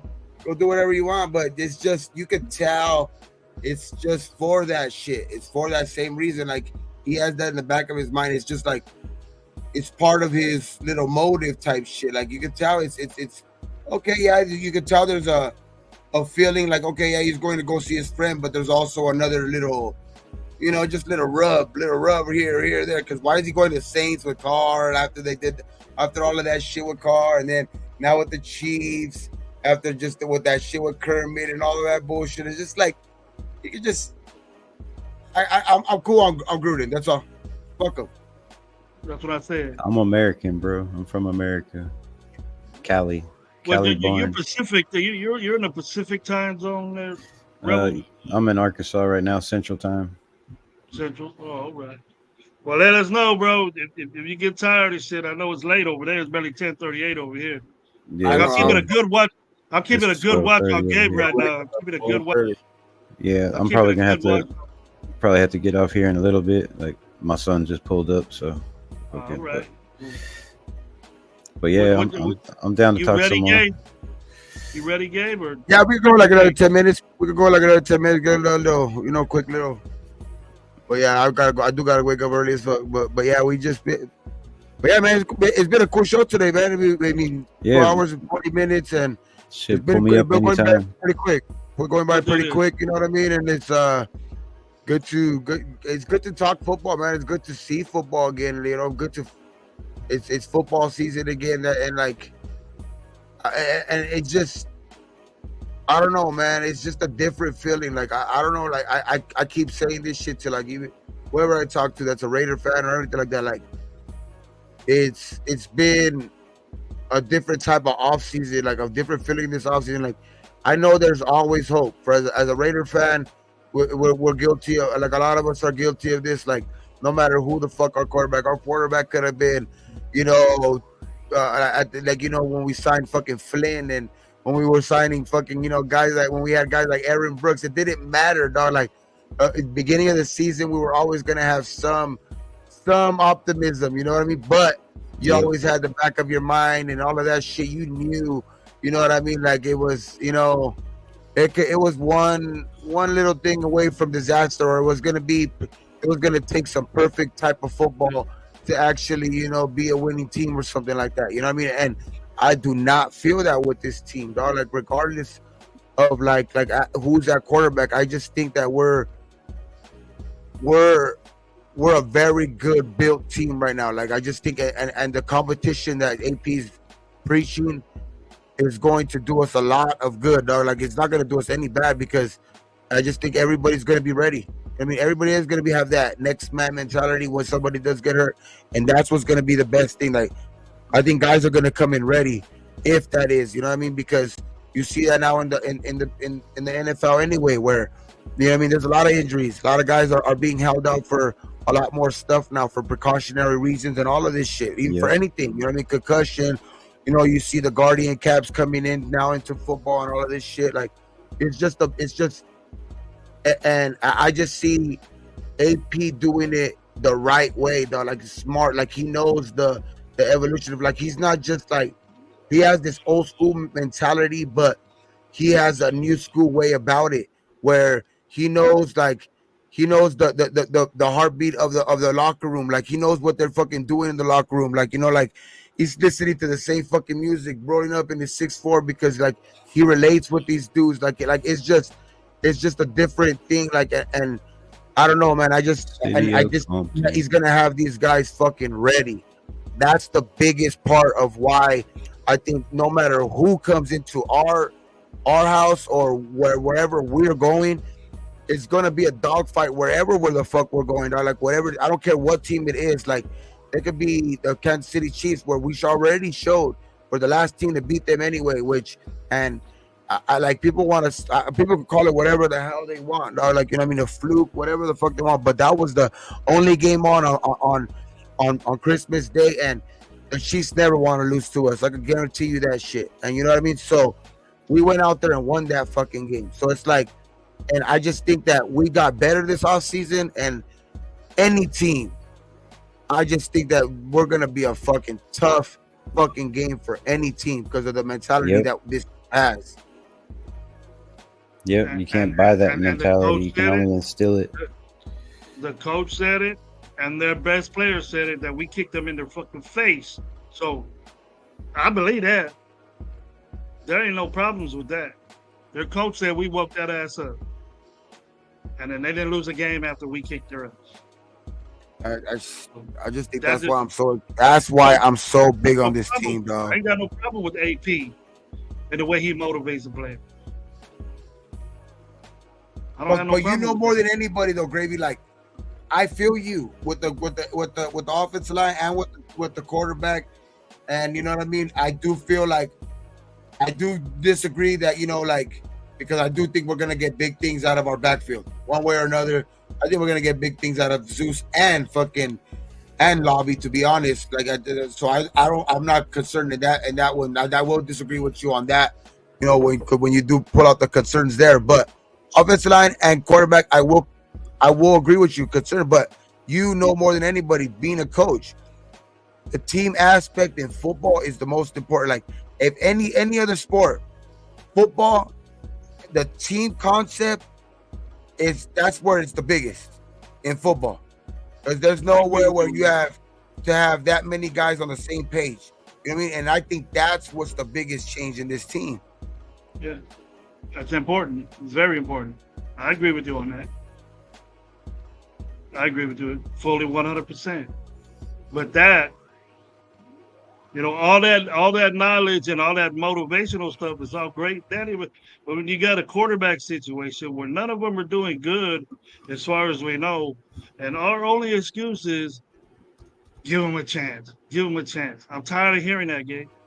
No, I know, but the only reason I say give him a chance is because even with his, like when you say he didn't score no points against Minnesota, or he didn't complete a pass after the first quarter against the Chiefs or anything like that. Even with those showings and all of that shit, he was 5-4. The team was 5-4, and that's what has me excited. Like 5-4 with that play, and with nobody really like having any expectations for him anyway, because he was a 4th round pick, and like obviously like everybody has expectations at some, as to a certain point, but when he was thrown in there, nobody was really thinking that he was gonna be this next savior anyway, right? Like I just think that, but he has gotten better. You know what I mean? He has gotten better, and I just think that the what we had last year, the way we ended last year, being 5-4, I just think that we're gonna be a better team this year, and I just think like we're going to that 5-4 could be that 5-4 with the added, the added experience that AOC is gonna have this year, with not just himself having an off season and having more coaching experience behind him now, like not just that, but like everything else, you know what I mean? Like I just think that's what's gonna play a bigger part in why this team is gonna be better as a whole, dog. Like it's just AOC is gonna get better. AOC is gonna get better. I just think a lot of these guys are gonna get better in this system. You know what I mean? I just think it's too early. Facts, Luda. Preach. Yeah, I agree with you 100%. Anything you want to elaborate on that there, Rebel? Yeah, I just agree. I agree 100%. It's just way too early to decide. And like we said, everybody says Guard Dog's a gamer and he performs when it's game time, but AOC does too. And he showed that last year, in my opinion. He showed me lots of games where he stepped up. Like just look at not scoring any points in Minnesota, which everybody brings up over and over again. But then you come out and throw 4 touchdowns against the Chargers, and you come back from a 9-3 deficit against the Jets.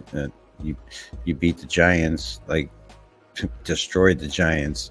You helped beat the Chiefs on Christmas Day. Like just the kid's accuracy, his numbers, his mentality, and then Garner, just his game experience, his ability to get out of the pocket, to make plays when there's the plays broken down. I don't think it matters who the quarterback is. I think we're still going to have a solid season. And I just think the bigger upside is Aiden O'Connell. Like he showed enough, and I think Antonio Pierce and Tom Telesco. Tom Telesco's been asked over and over again, even before the draft, about quarterbacks and who we're going to draft, and this guy's available, and he on his own said we also have Aiden O'Connell. Antonio Pierce was asked about the quarterback situation, and he even said we also have Aiden O'Connell. So those guys went out of their way to bring up the fact, hey, we still have Aiden O'Connell. Like they believe in this kid. The locker room rallied around this kid. I think they've seen a lot from him last year when he took over, and a lot of people believe, including Devontae Adams. Like I preached this a million times. If Devontae Adams didn't have any faith in Aiden O'Connell could be that guy, why would he be here? He would have left. He had his chance. He could have left. He wasn't happy. You could see in the Netflix situation. You could see in the Netflix situation. He wasn't happy, and he wasn't happy, and he even said, "I got to get the fuck out of here, or they're gonna fucking end my life." Like, yeah, so, he could have pulled a Diggs or a fucking like what Ayuk's trying to do right now. Like exactly. If he had no faith in Aiden O'Connell or this team, and as long as he's been in the league and as long as he's been around, he would have bounced. Like he would have said, I'm out. just trade me or do whatever, go get your quarterback. And they would have did that before the draft, but he obviously didn't want to go nowhere. They have faith in Aiden, they have faith in Devontae. That's why they're going to pay him his money. He's not getting traded, he's not going nowhere. All that talk is silent. Shouldn't even be talked about. Now I can see if we come out and go 1-4 or 2-5, then trading Colton Miller or trading Devontae, then hey, that's going to be all over the internet, and it's going to be what everybody's talking about. But this is a week by week league, right? You know what I mean? Like, yeah, every week. What have you done for me lately? It's every week you're judged, bro. So it's like you start off 2-5. Well, definitely you're gonna hear us on this show for damn sure, talking shit.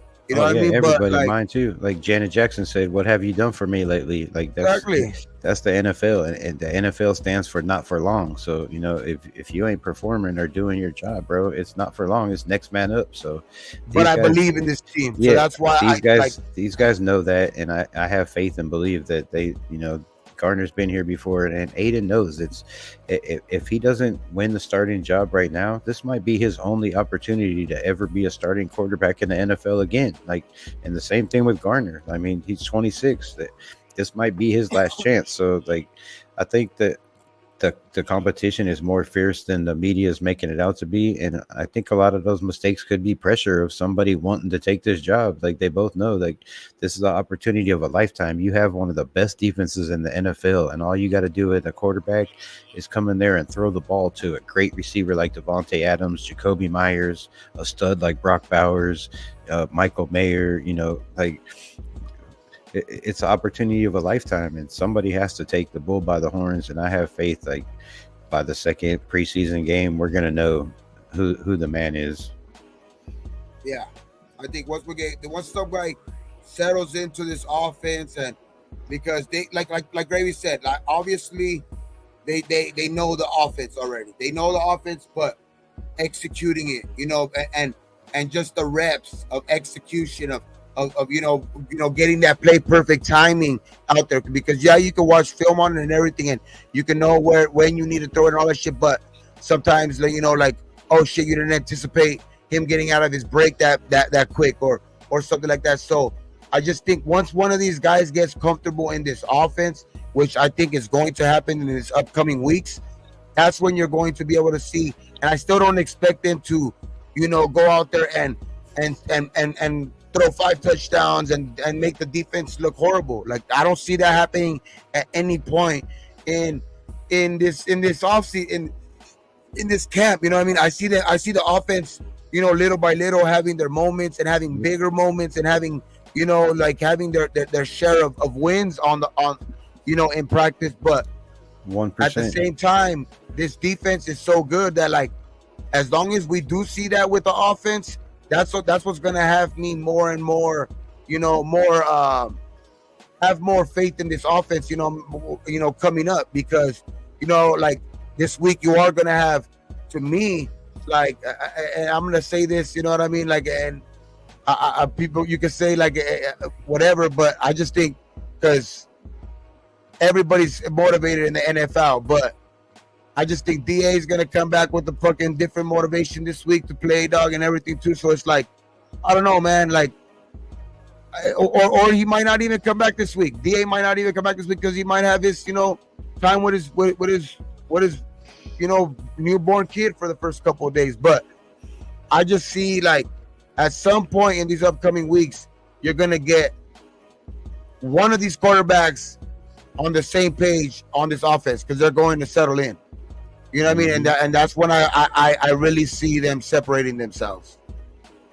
But that's the only thing I will say, like, the biggest thing actually I will say,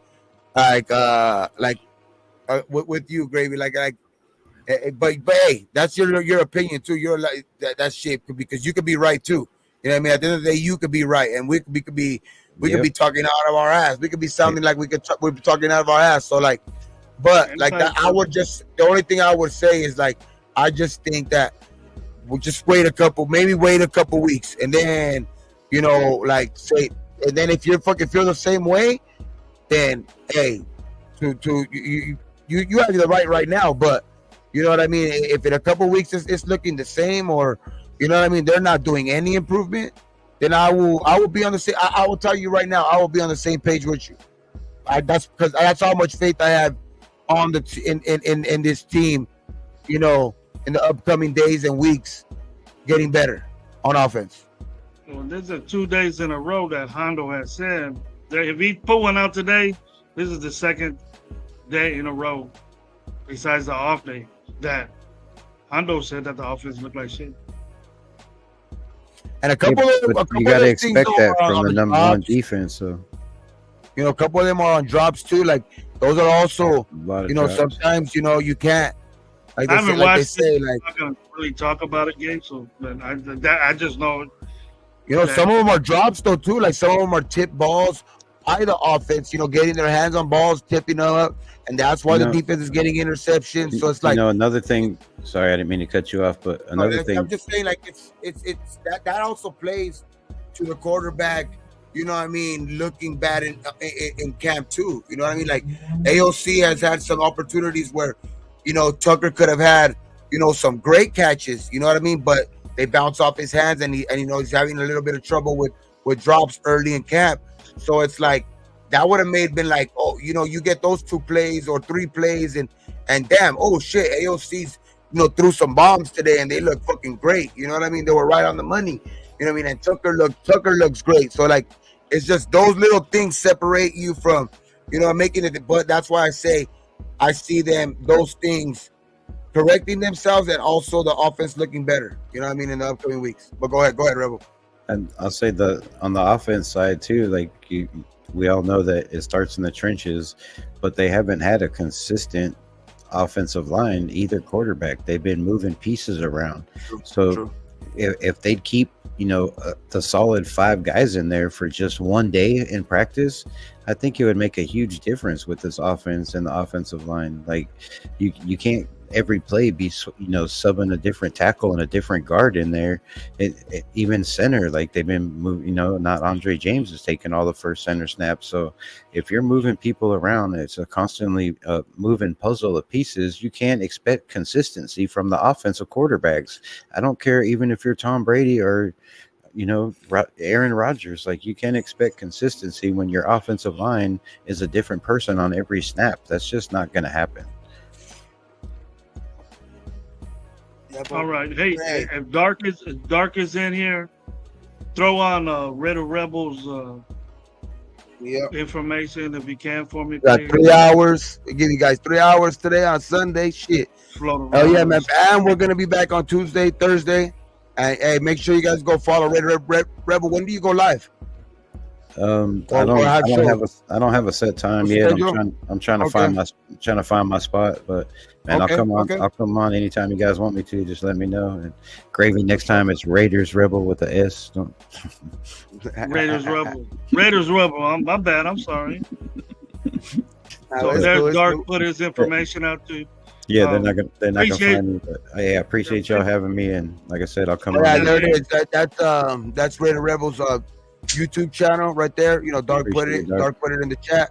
You know what I mean? You guys go click on that, and you know, you guys go subscribe there. You know what I mean? And you know what I mean? Just hit the little bell. You know what I mean? Like he doesn't have a set schedule right now, but hit the little bell, and you know, just put, you know, hopefully that, you know, they'll give you a notification when he's about to go live, and you know, catch him when he's live for sure. Yeah, hit that, you know, tickle that notification button. So let you know when I'm dropping new shit. Constantly dropping videos, and I go live with, you know, like I said, I'm just trying to find a day to get in where I fit in. There's so many content creators that, you know, got 3-4 shows a week that got spots locked up, and I ain't trying to step on nobody's toes, but I'm trying to get in this game too. So I'm gonna find me a spot. I'm gonna find where I get in, where I fit in, and I'm coming. So as much as I can, you know, I got a full-time job, and this is just a side gig, but it's a passion for life. And you know, as you can see, that shit, it's been in my blood. I'm 49 years old. I've been a fan my whole life, and you know, I eat, sleep, and bleed silver and black. So same here, bro. Yes, I just want to be heard and be seen, and just talk Raiders with anybody I can. So me too, bro. I'm a Raider fan till I die, bro. There's people pissed off. Don't get it twisted. You know, don't get it twisted. there's a lot of nation, there's a lot of hater nation. You know, there's a lot of people that hate on, you know, hate on the fans, hate on content creators, hate on the players. But man, I'm just all about positivity, and I just want to win. I seen one Super Bowl in my life when I was 8 years old, and I want to see 2 or 3 more before I go. Like, I want my kid who's, you know, just turned 23. Like, he ain't even seen a winning season pretty much. Like, except for when he was a baby. Like, you know, he was born when we made the playoffs in 2002. So, you know, like, but what I will tell you, Rebel, though, like, shit, don't worry about stepping on toes. Like all I said right there too. Like, don't worry about that shit, dog. Like, shit, when time works for you, do that shit, and then like and set the schedule for whatever time works for you, and then like people, you're gonna have your own opinion anyway. You know what I mean? So people will go catch the show, even if they don't catch it live, or you know what I mean. If one thing's another, they'll still go. You know what I mean? Like content, the people will recognize real content anyway. You know what I mean? So they'll go catch your show after, or they'll catch your show live. You know what I mean? And watch another show later. You know what I mean? So if anything, I'll just say, don't worry about stepping on toes, dog. Just do your thing, dog. And you sound like you know your shit, dog. You know the fucking, you know what this team actually needs. You know what I mean? So it's like, and everybody has their opinion. You know what I mean? So it's like, yeah, and shit, it's like they say, dog. Opinions are like assholes. Everybody has one, right? You know what I mean? But most of them think.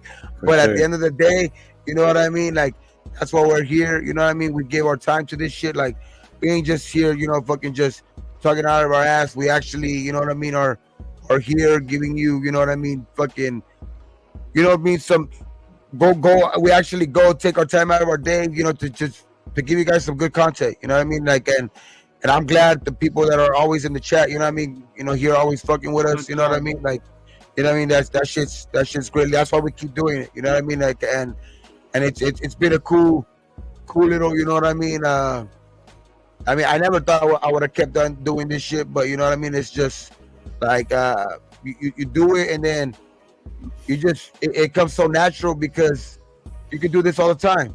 You know what I mean? You can do this you can do this all the time with your family members and all of this shit. So just getting on the screen feels so natural.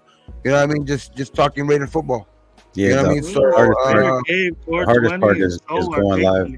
You know, going live by yourself. Like, I can do this shit all day. It's just getting people, you know, come on my show and setting up times. But you know, there'll be a lot more lives going out there. Like I said, I'm trying to get to 1,000 and get this going so I can do this a lot more. It looks like you got about 6, 7 right here on this chat already alone, man. So right on, appreciate you. Appreciate it. That's why everybody I got you. That likes, subscribe, followed, and I'll definitely. Sounds like your game is tight, man. Sounds like your game is tight with Raider knowledge and stuff like that. Hell yeah, I'd like to have all 3 of you guys, you know, including Lo, like on my show one of these times, and pull y'all up. Let me ask questions a little bit. You gotta just let us know, bro. Let one of us know. You got us, all of us on IG, so everybody knows us. So, hey, we bumped up to almost 90 people. We had a steady 70. Much love to the chat, man. You guys were great today with the questions and the comments and the disses and all that stuff. That was great. I love all of that shit, dog. I love all of that Gabe, shit. I appreciate Gabe always, man.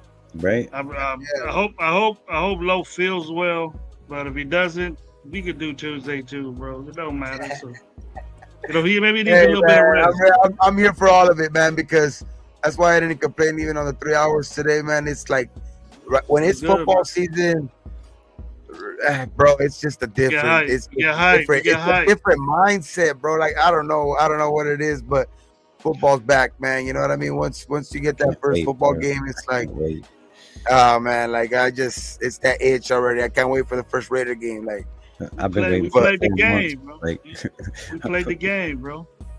But here we go, man. Here we go. We here. Y'all gonna see. I'm gonna do some lives during some games, and y'all see my passion for the game definitely. Because man, I throw shit. I break TVs. I probably broke 4 or 5 TVs in my life. I've thrown bongs through TVs. Like I'm passionate as hell when it comes to this team. Like I fought over this team. I've been stabbed over this team. Like I can literally say I bled for this team. That's a 100% fact. More than once, I bled for the Raiders. So messing up my TV. Fuck that. I don't care how bad Aiden plays. I ain't messing up my team. Sometimes in the heat of passion, bro, it just happens. Like, Nah, it's true. It's true, though. Like you get, some people are.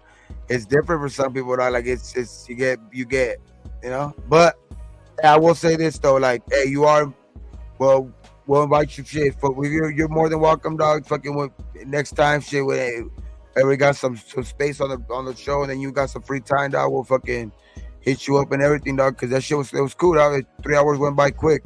You know what I mean? It's just because we're actually talking, you know, Raider football. And hey, fucking, I love Gravy's perspective too, dog, because we need that shit. We need that shit to push us to want to be better anyway. Like, I get, you know, like that's just my nature, you know what I mean? And like, especially at the beginning of the season, that's why I say like every season there's some optimism, but you know what I mean? But that's why I do feel different. But you know, this year it's a different feeling. But all in all, I just think it's good to have both sides. You know what I mean? Both sides of the perspective. You know what I mean? Like, it's just, you know, Gravy. I respect that shit too, because we do gotta get better everywhere. Oh yeah, you can never get good enough. You can never be good enough. It's definitely 100%. But Gravy, I got one more question for you. Like, if everybody believed, like Gravy believes, that everybody's got to be great right now, you know, players like Tom Brady and Peyton Manning would have never been nothing, because Peyton Manning in his first ever season had 28 interceptions with 26 touchdowns. So if we all pulled the plug as fast as Gravy did, like, there's a lot of players that would never be shit. So you got to give them time, my brother. Like, patience is a virtue. So just have faith and let these players develop, man. Trust the process, my brother. Trust the process. Let me explain myself to you, Rebel. I've been waiting 25 years. Me too. For being patient. You don't think that's a lot of patience, bro? All these quarterbacks doing the same shit. All these coaches doing the same shit, bro. We got all this guy's a beast. This guy was doing this. This guy's doing that, and it never pans out. Okay, so I deserve the right to be skeptical at times. When kickoff's on, I'm gonna think we have the best 11 out there balling, and I'm gonna expect them to play no matter what. I'm gonna have to root for you. I've always done that my whole life, since I was 12 years old, bro. That was a long time ago. But the thing is, consistency is what we didn't have out of coaching, out of administration, owner, and you know, sometimes players, we let them go. We bring sorry ones back. You know, just because everybody was a Raider and they played 5 years at another team doesn't mean they're going to come back the same as is. I hate hearing that shit. But these guys right here is going to be the core of AP's team.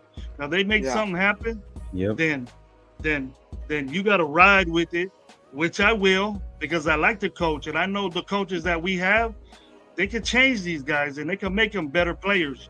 But you're hearing things, and we can't say, you know, Hondo's always negative or Q's always that. That's all we got to get our information from right now, besides watching games.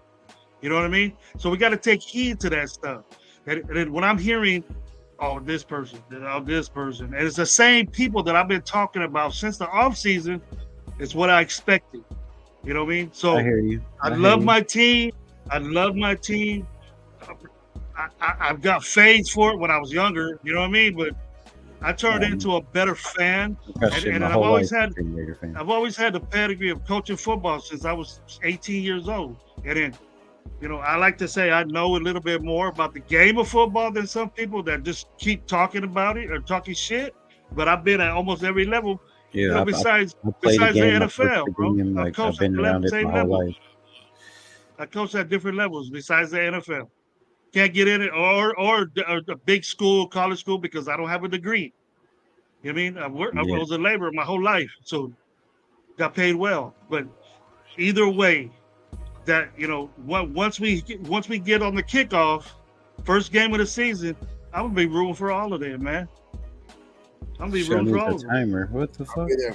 Yeah. You know what I mean? But yeah, that's cool though, man. Dark, I'm always Shit. looking for mods. If you lose your wrench after this show, I'm just saying. Ah, that I'll Dark need never, some bro. shit. Dark's the homeboy, bro. He said Dark's he's the gonna lose his homeboy. wrench after this. What'd he say? Did he He say said it- something crazy after that? I don't know. He said he's gonna lose his wrench after this show. I just seen that in the chat. Unless he asked me, Nah, he don't but want to hey. do it, or ask me. I fucking gotta go to fucking bed though. But All right, like man. Lo All right, says, all right. like We'll Lo end it. We'll end it says, in a good way, Lo. We'll end like it in Lo a good way. says, Okay. I mean, don't drink and drive.